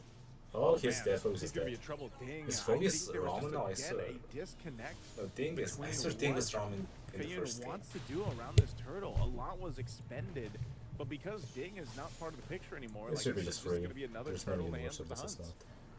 At least this time they make the decision not to contest it, but it also Oh, means wait, the jungle's they're gonna gonna get contest for a invaded. little I think more. Parker did get that, and now they only Oh, stick that's us a little OU. bit bad. So at the very least, Feiyun are able to trade something in return, but a kill onto the enemy roamer isn't going to be really worth it at this point, especially with Yeah, Yuki but also still, getting it's something, 3 you know, hits it's something on to be the happy tower about. down bottom. The Huns are still gonna be holding on to that early gold lead. Feiyun at least do have good mid-game scaling. Jaeyun has not died yet. Milo is not farming as fast. Wow, Really holy rich right shit, now. 1.2 Shocked big at difference how high that already. gold is. That's what I'm saying. Like, I'm a little flabbergasted here, Staffa. Yuki's 1,200 gold ahead of Milo, and Jesus Christ. okay, the kick was used, but Raging Sandstorm 2 in response. He has no mana though. Yuki has no Commit to mana. this Mystic Gush with a deadly magic. He's gonna heal up with Wait, is there something that's gonna happen here? Response from the Huns. They're gonna try to I lock see him a down with Hyako. Tempest, and then Ji-Yoon is the first to go down. Under the turret they go. MZUI has to get out. He had to burn the flicker earlier on, but he's still alive. Yo, at miss least. that. So man, Damn, the Huns, what did he do? They rotate quickly. And I'm not sure if MZU1 had kick on cooldown or something, but it felt like there was a weird time lag between the last hit of Jikundo and the kick. Yeah, well, he kicked, but there was he kicked OU and he Raging Sandstorm. Yeah. The thing is, the reason OU was able to Raging Sandstorm because there was a delay before the kick. So either MZU was greeding or just kind of made a mistake with the combo there, because otherwise that should have been a clean chain and a clean kill without needing to It's gonna commit be a that. massive zone. Yeah. Little action up here towards that top. Milo's gonna be able to get the turret down. Bunkai trying to get away. He'll sidestep that dark wave. So he's gonna be fine. Kenny rotating against the rest of the so team. much The team Huns. fights, holy Look at the shit. counter punch into this, holding on to the wave, Like, dragging himself. every game so far today They're gonna go for the has fight been just anyway. team fights during Little objectives. Dark wave use. Here, team fights have been happening Forcing everywhere. still meta Oh back. my Good wave, god. but always in trouble. He gets kicked from Kenny. Milo's able to get back with the BMI, Oh, and now you should OU survive on the this. run. Actually, no, OU is He's gonna survive this. walking through. He's gonna be fine. Yuki there to back him up. No, Drops OU, down why the don't you dominant just force. go to They're this gonna game? fight in the mid lane as OU finally goes down. Yuki's And point Yuki was this couldn't stall time for save you. OU. But that could have been way worse for the Huns, but good pickup there by Feiyun, and this should get them the turtle. They want to secure this one as the first two went over to the Huns. They've got control of it. Bunkai's around the corner. The rest of the Huns might actually want to contest this. Yuki showing a face up forward, but Parker will secure that turn. Alright, finally, Just one. we see a W for the side of Feiyun. They were able to win out that fight quite handedly by actually properly fighting against their opponents. So now they're gonna go mid. Oh. Ooh, again, Mystic Gush used. Okay, the Huns are just low-key losing, so I'm gonna be honest. Trying to zone out Parker. Parker trying to get away. And no! MZU1 still alive for a little bit longer. Bunkai gets the kill. Fighting Huns are under the tier low-key 1 to losing shut this. Down. Ding gets caught under the turret in a fight. I'm not sure if that's where he wanted to be, but this is what we expected, you know. So far, 2 for 2 trade, but it is. You know what? It's 2 for 2, It but was it's definitely not worth a it for good Ding. trade. He actually was able to get the kill on Yuki It's not a by good trade diving for into us. the tower, and that's actually the first step on the Harif, so it should go a long way into narrowing the gap between the gold laners right now, since Milo is still having a lot of difficulty keeping up, only having finished the Demon Hunter sword at this point. In terms of other itemization, everything seems to be fairly standard. We are seeing most Suyos go for the Sky Pierce as second item, but I don't think Still Meta has any stacks on it just yet. The fights are scrappy enough that Feiyun is not allowing them to play together. Okay. Look at that Like, Mystic Gush damage. so OU has been getting picked off. He has to use so a Raging Sandstorm to stay much. alive, and that's a Bunkai great thing could for die. FY to deal with. Bunkai actually going to survive the deadly magic, so right now they're utilizing a lot of the resources to survive that initial burst setup that Feiyun Esports' lineup allows them to do, and that's exactly what this is so far fun. that's It's kind of the equal. It's advantage actually just that genuinely Feiyun equal. Esports can play into, and hopefully this has given Milo enough time to to catch up on the Claude. Again, he was down quite a bit of gold earlier on. I think he's still making work through, but he's going to get that Trinity really soon unless he already has it. I swear, they're just losing team fights. No way, they're just getting pushed out of every team fight. There it is. So he's completed the Trinity now as he picked up the golden staff just around the 9:14 mark. This is great timing for Feiyun Esports to go ahead and fight into this first Lord. Let's see if they can control it. A big part of that is if they can potentially get a battle spell out or even an ultimate. There's a kick. It's on OU. OU's trying to get big, but he can't. A Mystic Gush going to be used. Shifting Sky's already coming through too from Bunkai, but he's going to flicker defensively out too. And now Ding jumps forward. Yuki's up on the top side. I'm not sure if they're going to re-engage for this. Ding also has to flicker defensively out. A projectile's able to find one. A Blazing Duet comes through too. They're going to take out Bunkai. They're forcing the Huns back. And Feiyun Esports is fighting the fight. They have control now of the Lord. Now we finally see signs But still, it's not the one-sided representative beatdown. of South Korea. Really solid fights here. They actually have the right heroes to be able to punish the Huns. Having that show to get the kickoff, to start things off, and then Deadly Magic being able to constantly zone as well. The Huns cannot really hold them in because they're constantly being poked out at low on HP, and then Feiyun can just finish it up. I think Ding especially is doing a lot of work this time, actually being a solid counter over to that Harif. You can see that Yuki, even though he has such a notable gold lead before, isn't actually able to translate those items. This is bad. He still has that 1k lead, but he's not able to. They're just losing all team fights. They're getting pushed away and then getting picked up. The Charles doing so much. Allowed to use his ultimate for free. Once he does hit that Holy Crystal timing, we can expect Yuki to become a lot more of a threat, and that's where I hope to see a little bit more adjustment from Feiyun, not to just keep fighting. But so far, I am really liking the pressure that they are outputting. Yeah, he does pick up a Holy Crystal now, though, too. But I think Okay, now that's good. The Holy Crystal is Harriet's power spike, okay? Now we're gonna start winning. Now Yuka's gonna do everything for us. Deal with the initial burst that's coming through every single time, as now the turrets, tier 2s are gonna fall here for the Huns.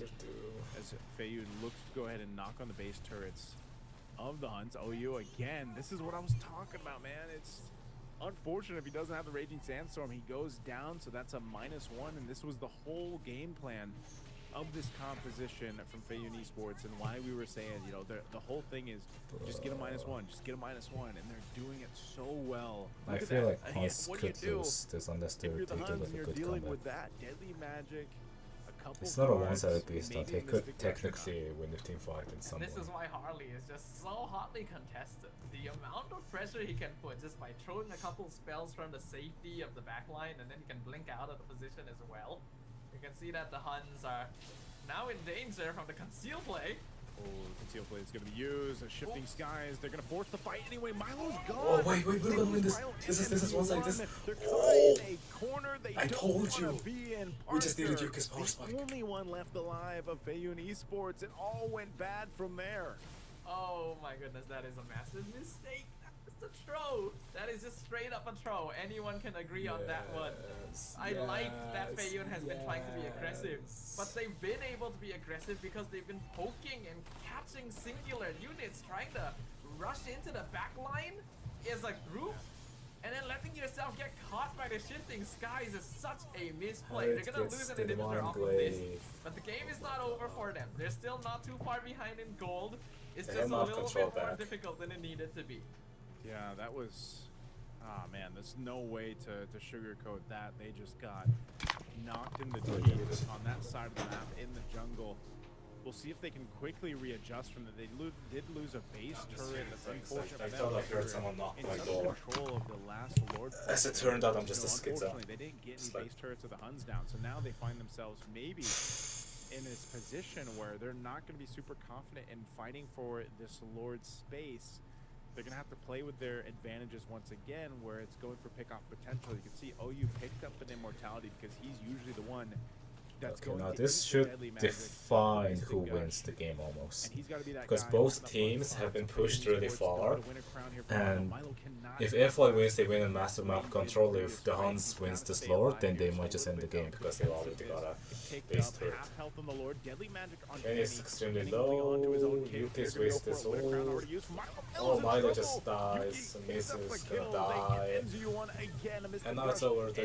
Wait, Parker stole the Lord! Pressure from Bunkai. Lord secured. And the Huns look to take out some more as they take down the buffs. Waves pushing in the mid, and they have the objective secured. No, Parker just saved the game. Parker just saved the game. Yuki gets to go ham again. Deadly magic will drop him low. And at the very least, Feiyun did get the Lord. So they do have that pushing against. They're gonna try and defend. Oh, good thing for Feiyun to get the Lord. I thought it was the Huns, but they end up buying more time. But oh, ding. He's gonna fall down. They're gonna quickly take out that Lord, but that might be enough to just play into the next Lord when it comes up here, man. I don't know if the Huns can actually end the game off of this. Again, they still have to respect what Feiyun Esports' lineup can do, what it can provide for this game. It's just, again, I think the big thing here, Staffa, is somehow, some way, Milo's got to stay alive. I was talking about him buying that winter crown for a little extra defensiveness, but when he used it, you know, too early on, that's just unfortunate timing. And now the Mystic Gush is gone. I'm not sure if the Huns even want to pressure that in because they also want to make sure that Yuki has the Purify, but that's going to be up in a bit here. So this is turned into a game where it's who's better at maintaining or utilizing the most efficient way their resources, the battle spells that they have. Oh wait, what's happening to you? OU's actually going to have to use the Raging Sandstorm to survive this deadly magic, but the team's there to back him up. Are they going to engage this? Mystic Gush used again just to go ahead and keep them from going forward. But I think it's just this push and pull. I do feel like Feiyun has lost a little bit of composure thanks to those previous fights. Say wallahi, bro. A little bit too What do you mean we might get this actually? We are winning this hard. What am I thinking? I'm just like, I don't know, I've been watching this for some time and my brain's starting to disintegrate. Yuki's still ahead by 3,000 gold. Locked and spawn in the minutes. In two fights sequentially. The first one, okay, big mistake. Second one really should have learned from microphone is still fighting to live it. Bunka is giving a lot of info there. Far from the rest of his team. Yuki saw the Claude and instantly was like, yup, that's the target, we gotta go right now. Really good call again from the Hari. If I'm correct, Sora's ult isn't that long, right? You can just use it like that. The timer out, the next Lord is coming up in 30 seconds. They're currently in control of the map. But Feiyun does still have a way out. This Claude, Milo can basically 1v5 the entire enemy team. I mean, if you're coping, Claude can 1v5. He just needs to make if sure you are coping. He's not caught out first. I don't think that's too difficult to do. Good item pickups here, though. He's got the Malefic Gun for Milo. Divine Glaive over for Jaeyoon. Bunkai is also going to grab his own Immortality, so these items are going to come into play. Kick already used. Bunkai's in trouble. Kenny's going to die. Bunkai's going to die. Great Still Meta's chasing someone. Chasing down at Parker, but there's two fights going across the map. Oh Yuki no, down. this is a team fight. Go ahead and bob and weave through this, but just can't get away from Ding. A great fight from Feiyun Esports. They all stay alive and they'll take out 3 members of the Huns. Their Rombers will actually give them a clear good. signal to take down this mid turret. They're starting an actual Still good Meta was fight pushing down that bottom side. OU.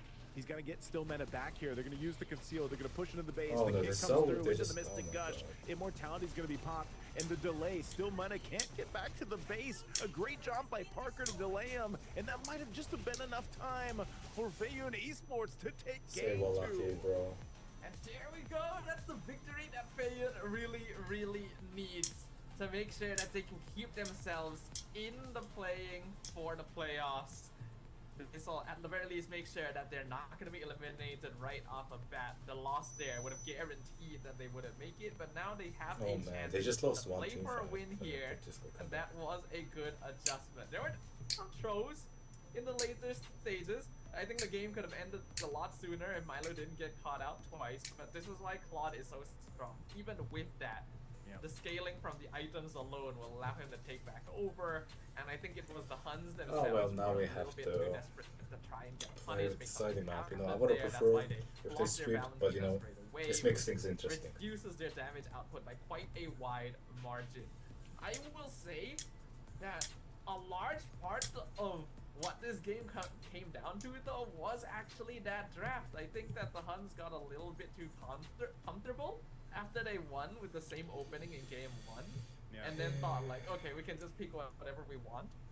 But there's very strong heroes on the opposite side, and they gave away Hardy twice. Like, God damn, I see why Hard is better now. Well, Jesus I Christ. just feel like maybe the Huns, with especially the way that game 1 went, The Hardy and Chow just won the game, I swear. They didn't change up too much, and I think in a way you kind of, no matter what, if there's a Harley, then like you said, Staffa, there's a reason why that Harley is like purely the guy to go for the meta, especially if you're on your blue side and he's open.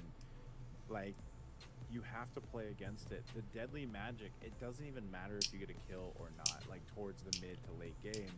It's just about getting enough pressure on who you need to get it on, and most of the time that was OU, right?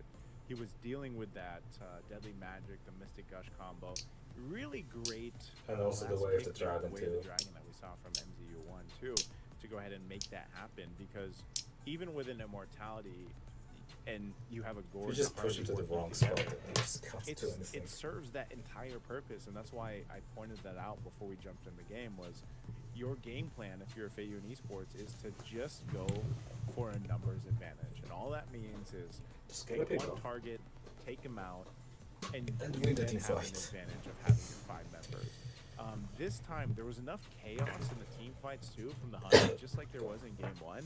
But I feel like Feiyun Esports allowed them to respond and react in a way that matched the kind of chaotic nature of the Huns lineup, but also their play style. So that was why I was asking before, like, are we going to see these real-time adjustments? And I think, at least for game 2, that's what we saw from Feiyun Esports.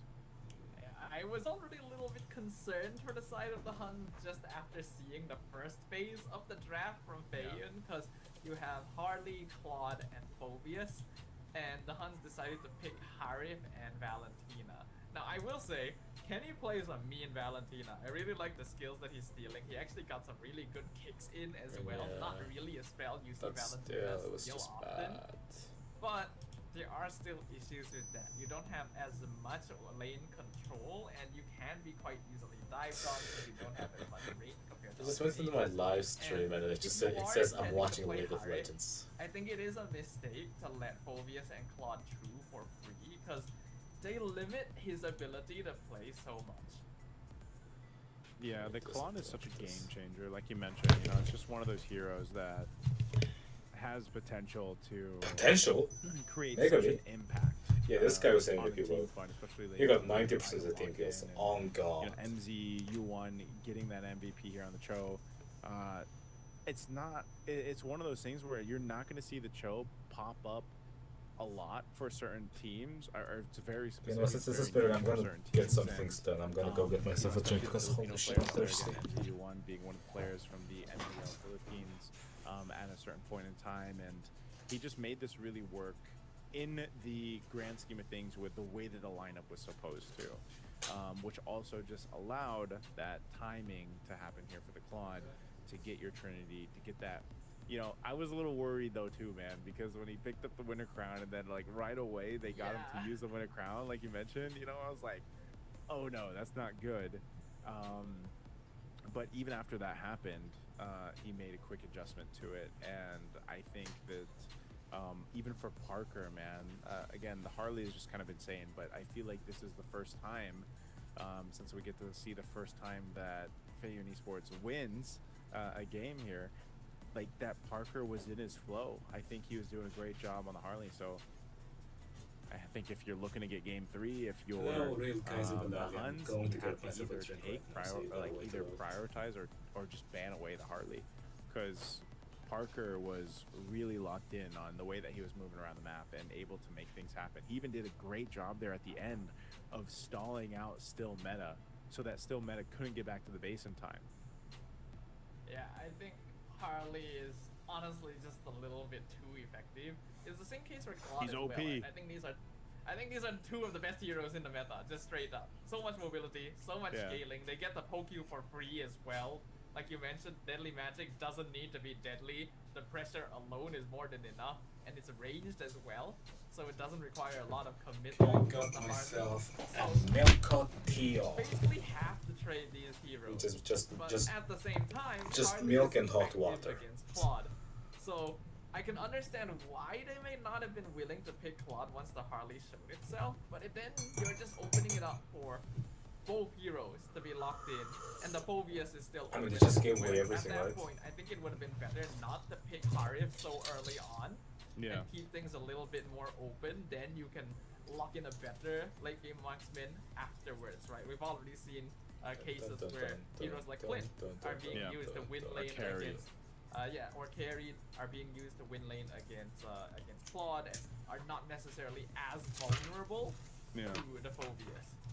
But that's the thing too, like Yuki, his laning was actually pretty good, you know. He was in the lead, and he hit his power spike on the Herod. He was consistently in lead, as far as I was aware. The big problem he was never behind. And you know, a lot of times Ding he's throwing himself towards the right targets, and he's just such a distraction. And this was even. Ding was trying to do this in the other games that we saw, even in the first match. Like, he was trying to do the same thing. What happened?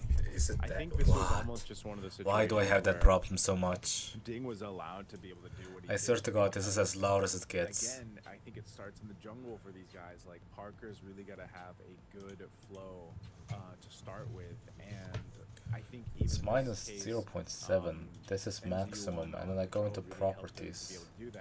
The Huns maybe.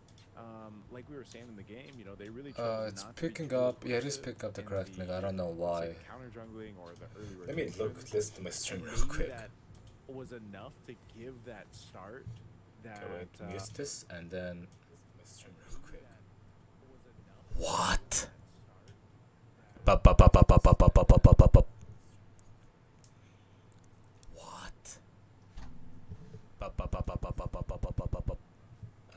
I mean, it is quiet, I'm gonna be honest.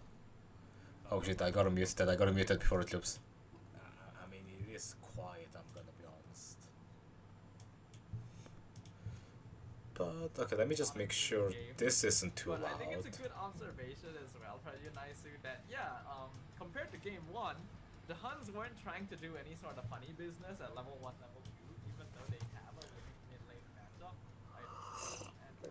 I mean, I'm just streaming, I'm still in school, I'm still preparing to graduate, but I just have a little time to watch this. And I probably won't, I'll probably disappear again. Out of pure honesty, I will most likely disappear once more. I think the Cho was also a really good pickup at the end there as a way to counteract what the Huns were going to be doing. And of course, it pairs well with the Gord and the Harley to just one-shot someone. And we know that MCU1 is able to play it. I would say that Cho is very much a flavor of Southeast Asia. There's not a lot of regions outside that regularly pick Cho compared to... I mean, this is the only year that I'm gonna get to apply to universities. My parents aren't gonna be happy about the gap year.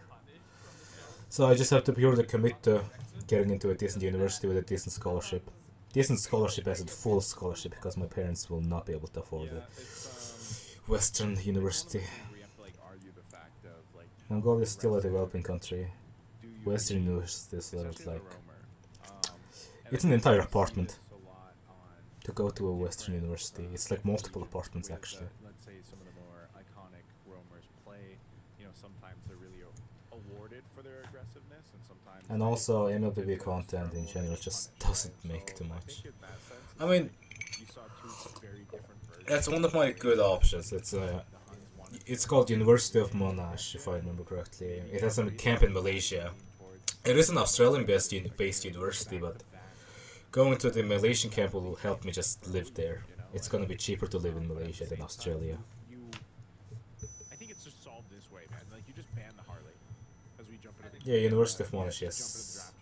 I think that was a big sense of why they also weren't so aggressive, because you don't want to give that snowball potential to a Harley to scale up the way. And you can see it, right? Right away, they're gonna go ahead and ban out the Harley and the Phobius. Yes, thank you. Holy shit. In the Still pretty. I mean, yeah. The thing is,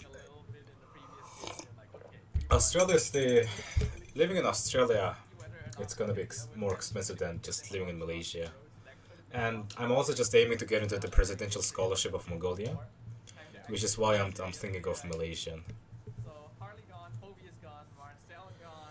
And because I'm trying for one of the most competitive scholarships, I haven't been uploading at all. And then you will still have access to like the Guinevere first, so you might have to make that decision. I wonder, priority-wise, since Harley is out, do you just get the Claude? Is that where we're going to see priority here? Thank you, cuz. I have to be, if I'm correct, there's only one student from each, I don't know how to say it, Hara in Mongolian, or Harald, I don't know, that qualifies to it, and I'm hoping I could be that one student. And also, generally, if I get a good studying scholarship, how is it, academic scholarship over there, I should be able to study too. Yeah, it will truly make or break. And if I don't get a scholarship, I'm not going to be studying internationally, no matter how good my English level is.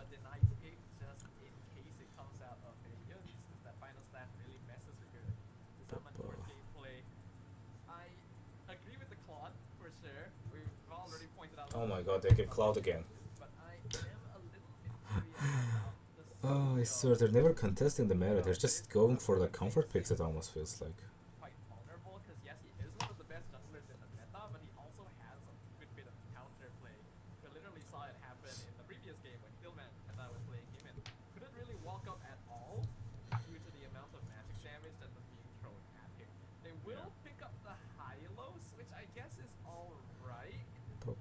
But I'm not too sure if I'm seeing the idea yet from Feiyun's side. Yeah, I think this is more so also just the nature of the bands. The Korean team's also going for just very similar picks. You gotta almost approach this as we're gonna be thrown either like they're gonna be initiated on because there's an Arlon and Guinevere already. Those two picks alone can start those fights if they want to, and I'm worried about the Hylos because you might be forced in this position where you're MZU1 and you're needing to use your glorious pathway more defensively than anything, or they burn out the revitalize early on, and also it depends on what roam, if they're gonna match revitalize roams from the Huns. Obviously Arlot can still be flexed, like there is a way for the Arlot to be flexed. It's most likely going XP. Is that the coach? But that's one of the things is like you can actually just get what's happening there? Get out the glorious pathway from the Hylos. Is there a technical error? Have this advantage where, again, utilizing a Guinevere, spatial migration, or Requiem combo will give. And there seems to be a technical error. And his biggest problem, like we reiterated earlier on, stuff was just the phobia. So that's what I was saying. Like you just solve those issues by just banning those heroes out, and for the Huns, yeah, in a good position. The draft's gone. There's a technical error. One idea that I am kind of thinking is that this Guinevere could still be flexed as well. It's not something we see that often anymore since it is generally Guinevere jungle, but Guinevere roam is still very possible, and I think it's not a bad idea instead of Hylos, since it's one of the longest forms of safety that you can get heroes in the game. And then if you do go Guinevere roam, then you can grab like Rin, which are very good combo duos with Arlet. Now I don't think they're going to do that, because I don't feel like we've seen a tank jungle yet. What happened? It could be a very strong team fight. What happened? If that option is open. I'm wondering what happened there. It looks like there's potentially, I don't know if that was through the draft, but it looks like something definitely happened. Yeah. We'll have to see if it's still the same picks or if there was. Okay, I mean that's good. Cheap rares, it's still good. I could apply for any some kind of engineering scholarships if I don't qualify to the presidential, but I have to. Like, I swear that it's a little bit egotistical to say, but I have lived here for all my life. Only thing that could beat me is private school students. Like, I have been the best student in this district for a while now, but I've always been beaten by private school students. Like, they are cracked out of their mind, holy. So I'm hoping they will classify the private school students and the public school students in a different area, so the scholarship could be more accessible to minimal income students. Yeah, life's pay to win, Jesus Christ. Every time I go into an Olympiad, private school students just take all the spots. I get fucking molested by everyone. Sometimes I would make it to the city to get fucked even harder by private school students. Even in the English Olympiad, when I made it to the when I got into the national stage, I still got fucked. Gold laner in that matchup right now against Milo, and it seems like the Harith is the comfort choice for him. Are we gonna get the information on what happened? Really? I'm just gonna pray to God it's the same for Mongolia. Specifically the presidential scholarship.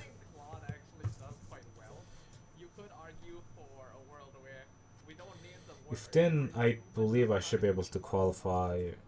I'll be more likely to qualify than not. But in any other cases, I'll probably just lose out.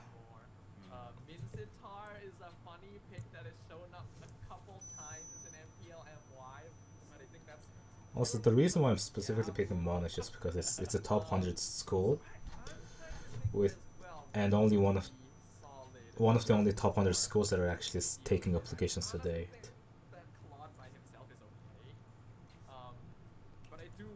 Other ones I kind of just missed out on the application window. Yeah, you like Leo more and more? Is that why, or I think Leo just in this case? Kind of busted.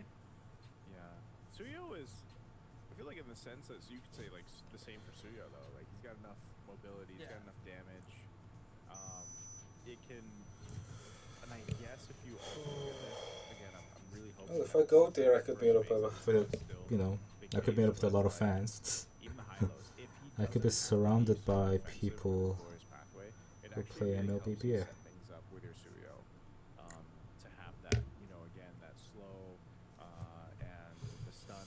It has to be a top 100 university. Like, to apply for the presidential scholarship of Mongolia, it has to be a top 100. That kit alone, so maybe that's part of the game plan that they're running. My argument to it is that we already know Suyo is more vulnerable to magic damage compared to physical, so that's already one disadvantage.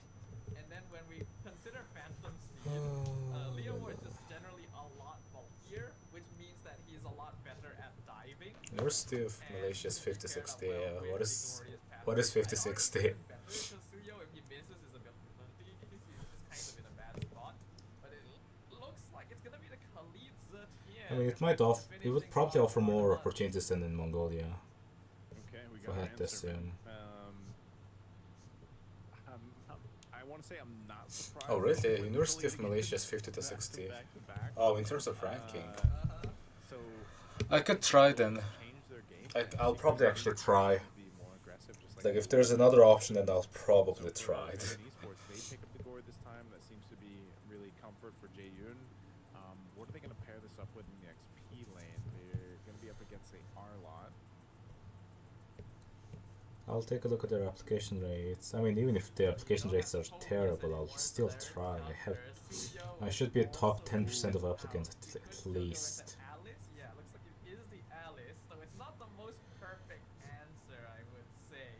Mongolia really doesn't have any degrees that do anything internationally.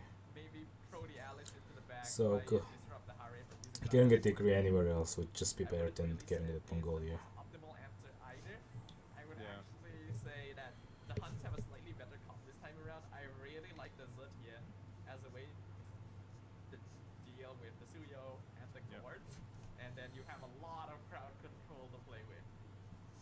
That's really interesting too, because you were saying that the studio is really susceptible to magic damage. Well, then you know what? You you get your own magic damage, right? You got that gourd and I mean, if I apply for the presidential scholarship, I'll have to work in Mongolia for 5 years after graduating. But then I'll probably immediately try internationally again. It is a little bit problematic, I would say. But like, I'm trying for electrical engineering. It is one of the most, how do I say it, highly acclaimed professions in the world, but in Mongolia it gets paid shit. Oh, they got Alice. I completely forgot about the entire draft pick. They got Uzbekistan too. Yeah, he's gonna be very vulnerable, just standing still there. The Fear of the Phoenix, timed correctly, will cancel any sort of Mystic Gust that he tries to play with, and he doesn't have quite a good setup like the show this time around. So we will see whether or not Bayon is able to adjust to this situation. They already got one. I don't hate this country, but the pay in this country is absolutely terrible. It's very hard to make it in this country. They've changed things up. They've brought out the big guns. It's time to see who is going to come out on top this time. I actually don't even know a single profession that makes decent money in this country, to be honest. Like, actually. Kenny does take a little bit of shot there with the projectile, but they can fight this Lithuander. I mean, electrical engineering, like, it is a really wide profession. It's one of the widest professions in engineering. Like, if anything goes died, you can just, at some point, you could be making the war drones. Working for, what is it called again? I'm not gonna say.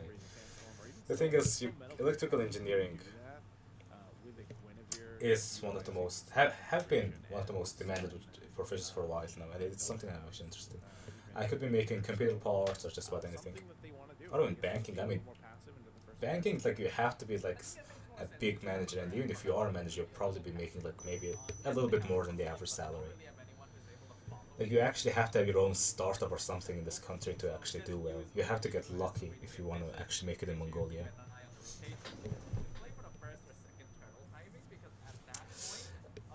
I mean, I've thought of it a lot. Electrical engineering, I'll suck at every bit. It's a STEM major, so STEM majors are always in demand.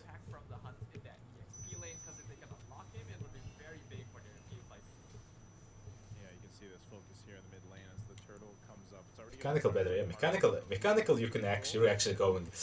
If you go into mechanical engineering, I'm gonna assume you're gonna be making weapons in the upcoming years.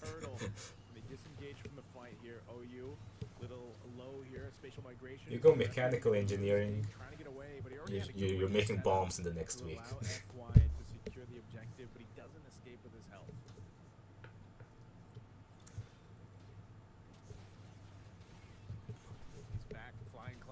I mean, electrical engineering isn't that different. You know, any kind of engineering, you're probably going to be making bombs.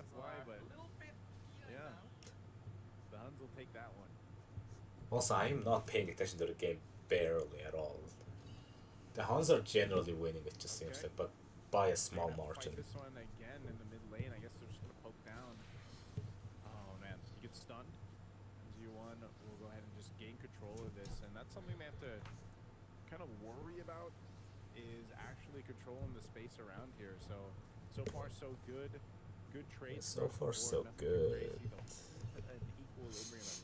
Huns should just win, please. Definitely FY wants to get control of the next turtle, but now you have to respond to the level 4s that are available from the Huns. Bum bum bum bum bum bum. Yeah, oh, and Yuki actually gets to pick Wait, up in the what? lane. Did they just get a solo kill? What just happened? Taking out lane prio there is going to be very useful as well. Let the Harik hit his powers quite early. We already know how quickly Yuki is able to farm as well. Even last Yeah, Yuki's just actually a goated marksman though. So much more of a goal advantage. This is just going to increase that even further. And that is the timing that the Huns want to play. Okay, so actually a teamfight should happen soon. They look like they're contesting map control. We have gold. Actually, no. We have with a ton for our mid lane. Still ridiculous in terms of that late game.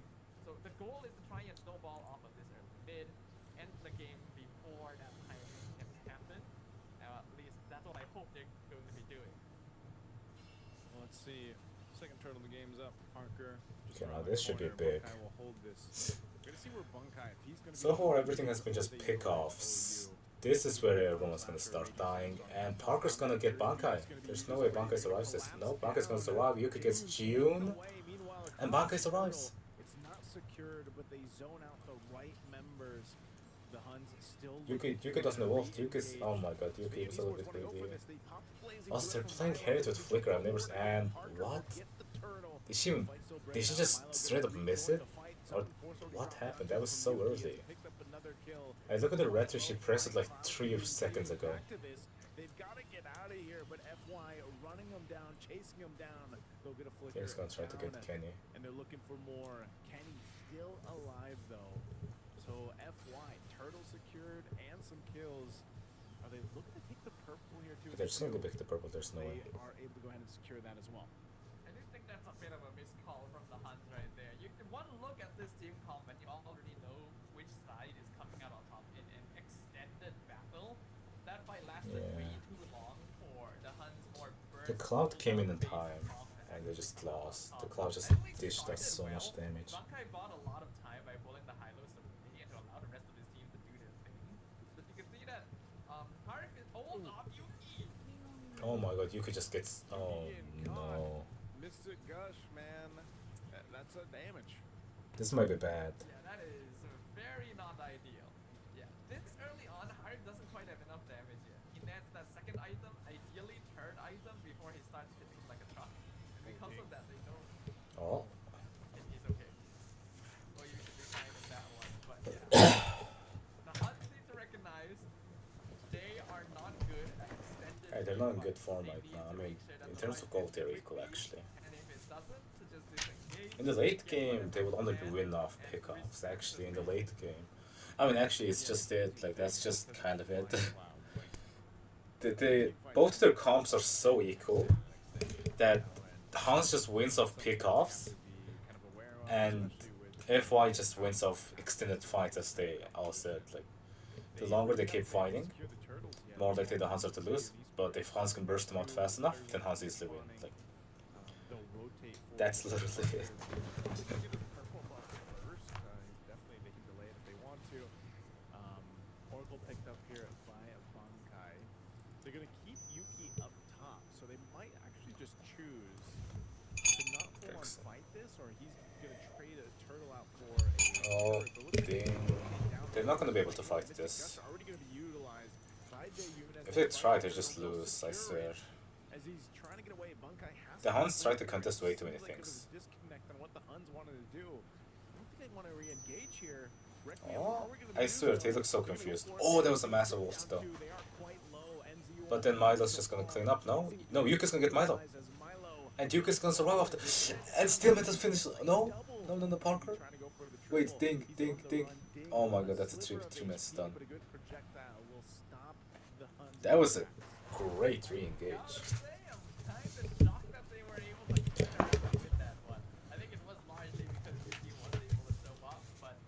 Yeah, Yuki just got Milo immediately almost. What they wanted to do first, they had Yuki pushing up the top lane. At that point, it's like, okay, then probably shouldn't fight for the turtle, right? Yeah. If they wanted to reset it, I can understand, but you don't really have the right heroes to do that safely. So because of that, Feiyu were able to start the fight before Yuki could show up. And then at that point, since it's not going too well, I feel like you should just tell Yuki, stay top, push the tower and farm, and we'll just, you know, accept sacrificing one person if necessary. Yuki's still ahead. End up coming out on top with the 2 kills, but I mean, Bankai shouldn't die here. Does Kenny have ult? Kenny doesn't have ult. Kenny gets his ult, that's a good ult. Bankai survives. Yuki flanks, nice, they just die. That was a terrible engage. I'm surprised they committed to that.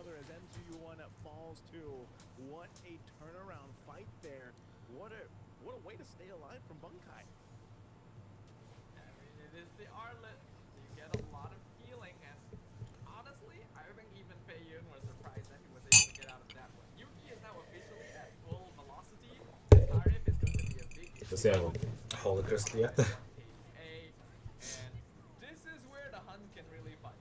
Before this, I was saying, yeah, they probably should avoid taking extended team fights. Now he can actually afford to do so with a couple of items on Boom, boom, boom, boom. It really comes down to who is able to get those executions first. Both sides are pretty good first. We have some. Oh, his Mick is fighting again. It's still a little bit easier for the Beiyun side to just I mean, this Lord shouldn't have too much contest, no? I mean, I think they're gonna contest this actually. Now they're gonna try and contest for the Lord again. Wow, they're really pushing this one. Less than half. Oh man, that's a massive contest. They completely dodge it, and then I swear, Parker's just diffing still meta, or still meta just not even trying. I think still meta is just getting diffed. Like, I just don't understand. No, Milo's just gonna survive that. This is a loss for like a massive loss, to be honest. They're gonna lose a lot of towers. They were winning, but now it's gonna be nearly equal. And I think that's a good idea to cancel the Mystic Gust, but it also took him quite a while to actually finish off Jaeyun, and by then he was basically stranded, so I'm not too sure if that's... Kenny has dealt the most damage yet. Those ults have been massive. Is still very, very slippery. Unless they really catch him off guard, the Huns are not taking him out particularly quickly, and because of that, FY can still win out a lot of these fights. Really good use of the Glorious Pathway. They confirm that they get the mid-tier 1 Mystic. Gosh, gonna take Yuki to very low HP. Should be able to They should just defend this easy. Oh, they get Parker? What? I don't think they were expecting Parker, or I don't think they were expecting still Meta to be there. Ori has ult. Down, and Engage comes through. And they just die here, what? Sandstorm, they're gonna be cleaning up with another kill on Jaeyun. I think chase further. What happened? They do get a stun out with the vengeance. Whoa. Overheating. But a final slash comes through as well, but he uses the blazing duet to be able to get away with his life. A turnaround for the Huns right now as they now are at the tier 2 in the mid lane for FY, but FY is still healthy enough to defend. They just can't lose anybody else. So still equilibrium across the board The next here. Lord defines who wins. I've been saying that a lot, like I actually know what I'm talking about. And they're back in action. These are just really messy fights in general. I think we already saw it throughout this series today, but here in game number 3, Both sides are just offering up like openings, like massive holes. there's a lot of mistakes being made, some missed calls, And then the opposite end is just actually utilizing on it so well. and That has been the exchange so far. But Huns have been finding more openings than not. it's a little hard to analyze because Hello, Balortoya. the decision making is all over the place. But There's always 3 fights going on at once. yeah, it's like, okay, yes, dive the back line, that's good, but maybe think a little bit about how the big picture is going on, you know? Like, is it really worth you dying for this one? Can your team actually win if you're not part of it and like separating this one guy who may not necessarily be the most important? Well, I'd much rather have this than. Oh, and another team fights most likely gonna steer up here.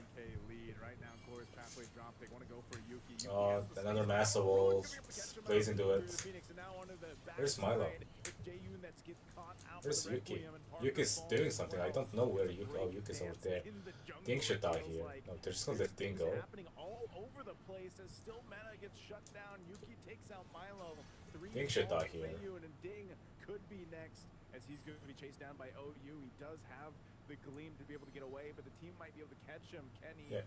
Why are they just letting Ding be? They're actually just gonna maybe ignore him or look to kill Ding. Oh, they're trying to kill him late? Like, what? Capitalizes the kill, and even without their jungle, they're gonna go for this lower take. Should be free. There's literally no one left alive to deal with it for them, so the Huns are gonna be able to secure this, start pushing lanes with it. I actually don't think that was a bad call from the side of Beiyun Esports. Like, you see Yuki really far out, you commit resources. Now, this is probably a bit of a mistake to be this close. Yeah, but they still win it anyway. Wanted to see, like, get some information, but he ends up dying instead. And so now they're not going to have ND1 at least for the push towards the base. But good thing for them, they still do maintain. Well, they should still win off this. Like, Hans, unless they throw another massive team fight again, this looks like theirs to win. But they should still be okay. Beiyun will be up actually in just a bit here. So, really good. I'm just hoping they won't get diffed by the Chinese team. Revitalize into this. Lord's going to go ahead and charge in for that tier 2 mid turret. Walks through on all the lanes to push this one in. Beiyun Esports, they've got a great clear potential, great defensive potential, especially with scored on their side. This mid turret, though, is going to go down. Half health on the Lord left. They'll choose to go ahead and just go ahead and clear that out. Right now, that's all the Huns get. I think that's perfectly fine, though. Really good defense from Feiyun. There are more minion waves streaking in, but I don't think it's worth the risk unless they get a really good setup. They're going to go for it anyway. Fear of the Phoenix, Stone of Ruin, all thrown out here. They have to get away. The turret didn't go down, so not the initiation that they wanted. So the Huns now on the retreat. Feiyun looking to run them out of the jungle. It looks like they'll be just fine. Not sure what the Huns wanted to do there with Bunkai. Yeah, I literally said, I don't think it's really worth the risk to try and force this, and they just decide, nah, we're gonna do it anyway. And, well, you get punished for it. The entire enemy team is alive in their base, and now they're fighting in the river for some reason. You're gonna fight anyway. Immortality gonna be proc, still meta. Jordan the fight, he's looking for Milo. Milo, power the blaze and do it, but Kenny will clean up that kill. Still meta, just, they don't want to let up. Even if they're down, if they have nothing to focus, they're gonna focus on each other, trying to go for these kills. OU, Sliver of Health, heals up with a quicksand guard. The rest of the team towards that base. Ding just doing his own thing. He's gonna be able to gleam on through, but the rest of the team is now part of it, so Ding won't be able to escape this one. Gets thrown in the air, tossed in the air, and finally it killed Yuki. 9-1-5. Luckily for Feiyun Esports, the Lord is still 35 seconds away, so they should be able to stall it out. They just can't keep throwing themselves at the Huns. Yeah, I am scratching my head a little bit about this one, Naisu. In the previous couple games, we did say these teams were a little passive sometimes, but this ain't passive at all. Mystic Gush, final /2. The turret still stands, so it's Feiyun Esports to punish the Huns. What happened for the Huns? They didn't have to force the fight under the turret, and now it's Bunkai on the run. He's gonna get stunned. Yo, I come back and they are throwing. They are throwing. As the Lord is now up. What are they doing, Naisu? Hello? What happened? What went wrong? Why would Yuki be standing that far up again? The Lord, Oh my god. The tower's not worth it at that point. The Lord is literally about to spawn. Just Oh get my the god, Lord are they actually gonna lose the same way? Both like matches. When the enemy team is still perfectly healthy in their base, when you only have a single minion wave to work with, I am flabbergasted in a good way. This is what we were saying, though, Staffa, about the way, the play style that is so known for the Mongolian teams out there. They love to be scrappy. They love to fight. And even if it means, you know, sometimes that they get... What went wrong? Me, I don't know either, bro. They're gonna have to figure this out. Now, they do have good, clear potential, but they're hoping that it's not a game-ending mistake to push for that bottom turret. They didn't have to, but they want to just win these team fights. That's what they're looking to do. I mean, You're giving them more opportunities even if you defend this. You're winning anyway. They've got a Lord to deal with. And now, down this losing a team fight and giving the Lord like this, you're giving them more opportunities to win. They're ready to go ahead and get in the base. Oh, okay, that's a massive final slash. They're gonna stun a lot there. This can... I don't know what's happening here, to be honest. I'm trying. They lost Parker. And now FY It's Parker, and they're gonna lose Milo. Another, as it's Milo that goes down. A great trade. Bunkai for 2, but they also take down 2 base turrets of the Huns. Yes, still Meta was the MVP of that. Yo, hello. Amar. Parker first, and then actually managed to land the catch on Milo as well. 2 of the most important members of Feiyun taken out by a single man's flank from the back line. I really wish these teams would just maybe check the bushes before they decide to full commit into an enemy team base rush. But it's fine. For now, that resets the network. The Huns have 1 inhibitor. FY have 2. Next Lord is up in another 60 seconds. You know what? So it's just gonna be a little I'm happy. housekeeping. They're still gonna win. Now is going to be the downtime that both teams need to reset themselves a little bit. There has been a bit too much fighting with not necessarily the best setup, and just kind of hoping that stuff works out. Yeah. You know, I'm hoping to see a little bit more deliberation when a fight is happening. Yeah, they're gonna It's just weird, man. These two teams are so close. I mean, I'm always the worst now, but man, each side just seems winning in a they throw. And see who comes out, you know, the winner of these fights. You got 20 seconds on this Lord, fighting for the space around it, as they want to go for a pickoff before they rotate up. That might just be what they're looking for here. I'm not sure who's going to be able to pull that off better. If it's going to be utilizing the projectile that we see thrown out. Maybe the stun from MZU1. Lord's evolving though. And now you also have immortalities coming to play for this. So Lord spawns, the Huns will be the first to rotate towards it. I will say, basically, all it really comes down to now that we're at the 20-minute mark is which team can pick up the enemy marksman first. If they can do that, they basically just win. Because that's where all the damage is coming from at this point. And there's Good point. Really no one else that can output the same DPS that Yuki and Milo are doing. I mean, Jayun's damage is pretty good as Stephen missed the gush. Another massive team fight. They're all trying to take pick on each other. Milo falls off, and they should just win off that. Yuki should be able to just kill everyone else. Why are they still fighting? Milo's down. Why are they still fighting? Great usage and zoning out from Still Meta as he's going to be chasing down. Why would you fight that? Also, why is Still Meta alone over there? Still Meta that gets punished. Great pickup by Parker. This is what the Suyo does every single time. And now okay, just get Ding, bro. Just get Ding. Just get Ding. Ding should be able to gleam away. He pops the winner crown first as he picks it up, but he can't get away. Even the immortality won't save him. Picked it up too late. So it's a trade of the 2 for 3. They'll reset and maybe get in position for the Lord, knowing that Still Meta is not up. I gotta say, I'm surprised that fight was as close as it was, considering that Milo went down first.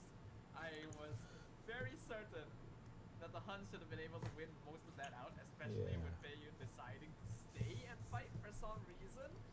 But that is the issue with the Harem. Once the game gets to a very, very late stage, a single Zaman force may not be enough to burn. I'm actually just gonna go for the Lord here. I need you guys.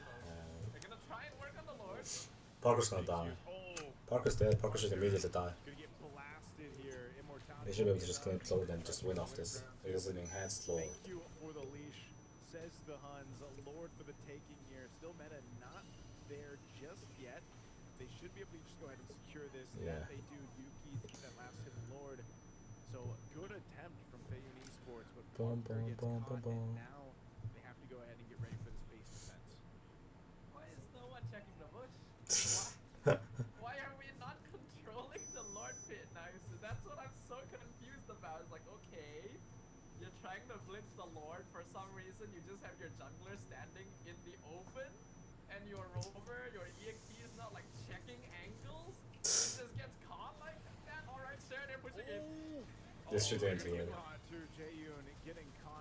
Oh, Milo's gonna dish out a lot of damage here though. Pump out a lot of damage. Another Fury of the Phoenix going to be thrown out. Double kill from Milo, but they still have this beefed up Lord to deal with. Immortality pop. Parker back into the fight. He's going to be jumping in and taking half damage already though. Lord is there. Lord's gonna dish. Milo's dead, and okay, it's over. It's over, bro. It's over. It's over. We'll go ahead and win game 3 and win the series. Okay. Well, despite the messiness of everything, the Huns were able to close things out at the end. And it felt like there was a lot of disrespect, especially in that attempted Lord take that I just highlighted. But in the base defense as well, you can see that Yuki was able to play around that's fine. particularly safely. I think that for the side of Feiyun, once the Mystic Gush is gone, all of their damage basically relies on Milo, and if they're able to pick off the quad, I'm gonna go take him. Sometimes we can see that Yuki is quite comfortable from the house. That's probably why they're willing to pick it up so early on. But I do think that if it was the Claude on their side instead, the game would not be quite as difficult. Yeah, that was one of the scrappier games I've seen in a minute, man. Yep. And I guess in a way too, it's kind of what we thought this series would be. I'm still really happy with the way that the series developed, because even for Feiyun Esports, like, you clearly saw at least an improvement from their first match. And you know, the first match, again, if you missed it, very dominant for YBG. So we'll actually actually be seeing YBG play against the Huns. So I don't know, even watching that, Staffo, I'm thinking like the Huns, the way that they played, if they play that style against YBG, they're gonna get punished as well. Because YBG was just very clean with their rotations, their team fighting. Like the team fighting was on point. Or also maybe like let's think about some of the madness there. Maybe that kind of gameplay, that chaoticness, maybe it'll throw off a team like YBG, you know? But when you have two teams doing that, and you kind of throw logic out of the window a little bit, and you're just like, you know what? May the best man team, may the best team win in these team fights. That's kind of what we saw in Game 3. There's definitely situations where teams form a bit of a rock paper scissors relationship with each other, where beating one team may not necessarily mean being stronger than another. But I do kind of share your thoughts about how YBG definitely felt the most disciplined, the most confident out of all the teams in terms of direction, gameplay, and communication. So it's gonna be interesting to see what happens when they do go up against the Huns. And I think what also makes it very, very interesting is that with that loss, it's basically all for sure that Feiyun is not gonna be claiming that playoff spot, which means that this last match is what will determine it. The winner of the last match will be the one that moves forward. Yeah, it's you know, unfortunate for Feiyun Esports, but again, we kind of, you know, when you're one of these newer regions, newer teams competing into the, especially like an international tournament like this, a championship tour here for East Asia, it's really hard, I feel like, for these teams who haven't had the opportunity to play too much or get those reps in against, you know, playing against other international teams, to really be at that level that some of these teams are. Even again, when you have like some individual experiences or veterancy for some of the players, you know, unfortunately that doesn't play out in the actual grand scheme of things, because again, it's a 5-man game. You need that team synergy to really work here. I mean, think about how many kills this game had alone, Staffo, right? Nom nom nom nom. Hello, everybody. Like, that's kind of insane from about 0 viewers. See. But I'm currently again, in one blood. of those things where Feiyun Esports, I feel like they are still trying to figure out their play style, the best way that they want to go and approach these team fights. Again, there was some questionable. I'm gonna be honest, both sides made a lot of mistakes. Really, it all came down to the fact that Yuki was just better than Milo. Really impressive. Like, Milo was dying way too many times. That we got to see him play. He was really impressive. It's just, even there was times where it's like, Milo, you get blasted, man. Why are you there? You know, and so hopefully they can bounce back and continue to take this experience in the future. But our MVP for Game 3 is going to be Kenny here on the ZTN. I mean, he was dishing a lot of damage in team fights though. ZTN continues to be one of those heroes where you just keep taking damage from her without really noticing. And as long as you position her correctly, you are always going to be a threat in those team fights. It's a very similar case to Eve. I do feel like the timing on the Fury and the Phoenix could have been a little better sometimes. Like actually combined with the rest of the setup from the team, because there were moments where like you can see a big raging sandstorm and the Fury and the Phoenix comes up just a little bit too late to actually connect the CC chain. But I would say that overall this was a good pick. I already liked it when I saw it in the draft. I think Kenny piloted it well. I honestly thought that the MVP would be Yuki, because that Harif also played incredibly well. You know, got picked up from time to time, but he was and the main DPS source most of the game. Yeah, it's there's a reason why I feel like the Harith was. I agree with you, sir. You know, going to be Fa and ISO. That they really wanted to nice fighter boy. You could see that throughout the series that we got to see.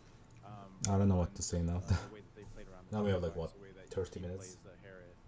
So I don't know what to do. Just, again, it's a very distinctive play style from Mongolia, man. And I remember the first time we witnessed it on the international stages. Mongols just lost in the CS scenes. And that's why I'm saying there is a chance that that kind of play style can be enough kind of a shake up in what a lot of teams are used to, that it kind of sets them off, you know, like gets them off balance basically, and then next thing you know, they're like losing. And I even going back, you know, that's kind of the first things we saw. I remember saying from Little Gun, like when we saw Little Gun for the first match, you know, these teams that have been rising now what do we do? experiences in We have like 30 minutes until next game, right? If I are competing at actually no, what it's supposed to be. It's supposed to have started by now. Are lucky to boot camp. Again, we gotta remember that for us. What does it say on the website? We're in Southeast Asia, and we are, you know, we've been seeing these teams that with the highest level of support. Not all the teams have that. So both matches are supposed to be live right now. We got an interview over here with Michelle. That's she's gonna be interviewing the Huns here on their victory. I think we'll immediately get a game then. No? I think still meta play. We got English. We got English. Yeah. Oh, so you are not happy about the way you do it? Okay. 我们的 Still Meta 第一个问题我问到他的是，就是对第 We 一场 should 这个 immediately get a game according to the timetables. 他说第一场他认为他们没有发挥的很好，就是在他们预期之下的一个发挥，他并没有对今天的第一场对阵 FI 的对决觉得很满意。下个问题想要问到的是，因为其实他们今天的2局，第1局和第3局虽然获胜了，但是前期都有很大的一个劣势，所以当时他的心里在想什么呢 ？So what is going through your mind in the game 1 and game 2 and game 3 out of 3 games when you fall behind in the early? Kind of stay quiet because of course we made mistakes during the beginning before the 2 minutes, before the fight. Yep. We hope to fix it before the games against YPG. OK，有问到他说，因为其实你们今天的3场对决啊，就是前期劣势都很大嘛，所以你们当时在想什么？他说，其实他们这3场比赛当中呢，前2分钟的决策都有失误，导致他们整个前期都是很大的一个劣势。他们也发现了很多问题，他们希望在对阵 YBG 的比赛的时候可以修改掉这些前期的一些问题。下一个问题想问到，他们队伍对哈里斯这个英雄的优先级非常高，3次都是他们的首选。想问一下，为什么这么喜欢这个英雄？只是因为他是版本英雄吗 ？So, like your team had a very high priority of the hero Harriet. What is the reason behind this? Because it's a meta pick. Because your name is still meta, right? Of course, I'm really crossing right now and in Mongolia. I have 1 viewers. Most of the golfing is You know what, whoever that is, props to you, man. Thank you for staying here with me, even though I'm not saying much. I'm just watching this host give an interview, host that take an interview, and the host that give an interview, I guess.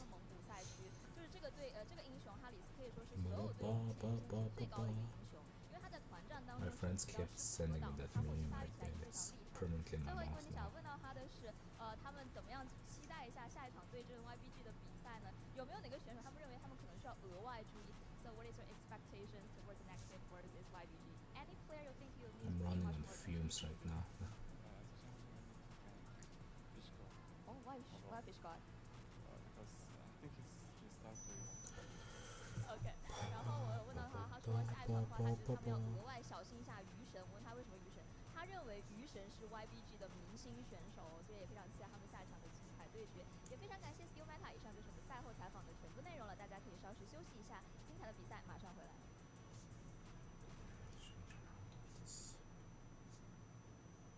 5 minutes until the next game starts.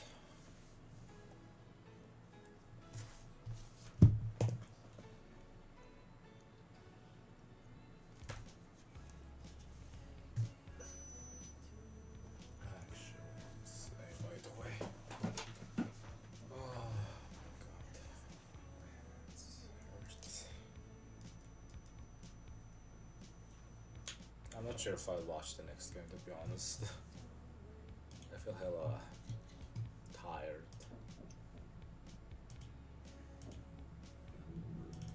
Let me just take a piece of that.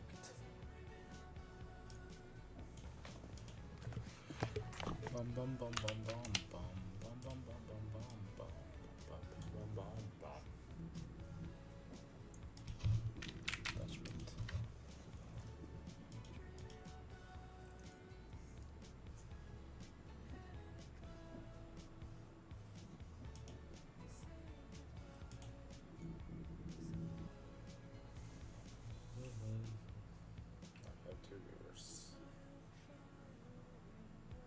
Why do I see that? Oh, it's because it's on the... Is that a golden smeralda?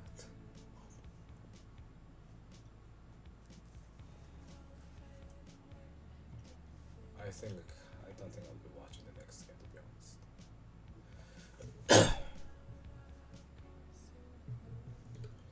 Yeah, I'm gonna call it dead. I've been streaming for 3 hours and a half. Not a lot for actual streamers, but for someone who's studying on the side, it's a lot of time.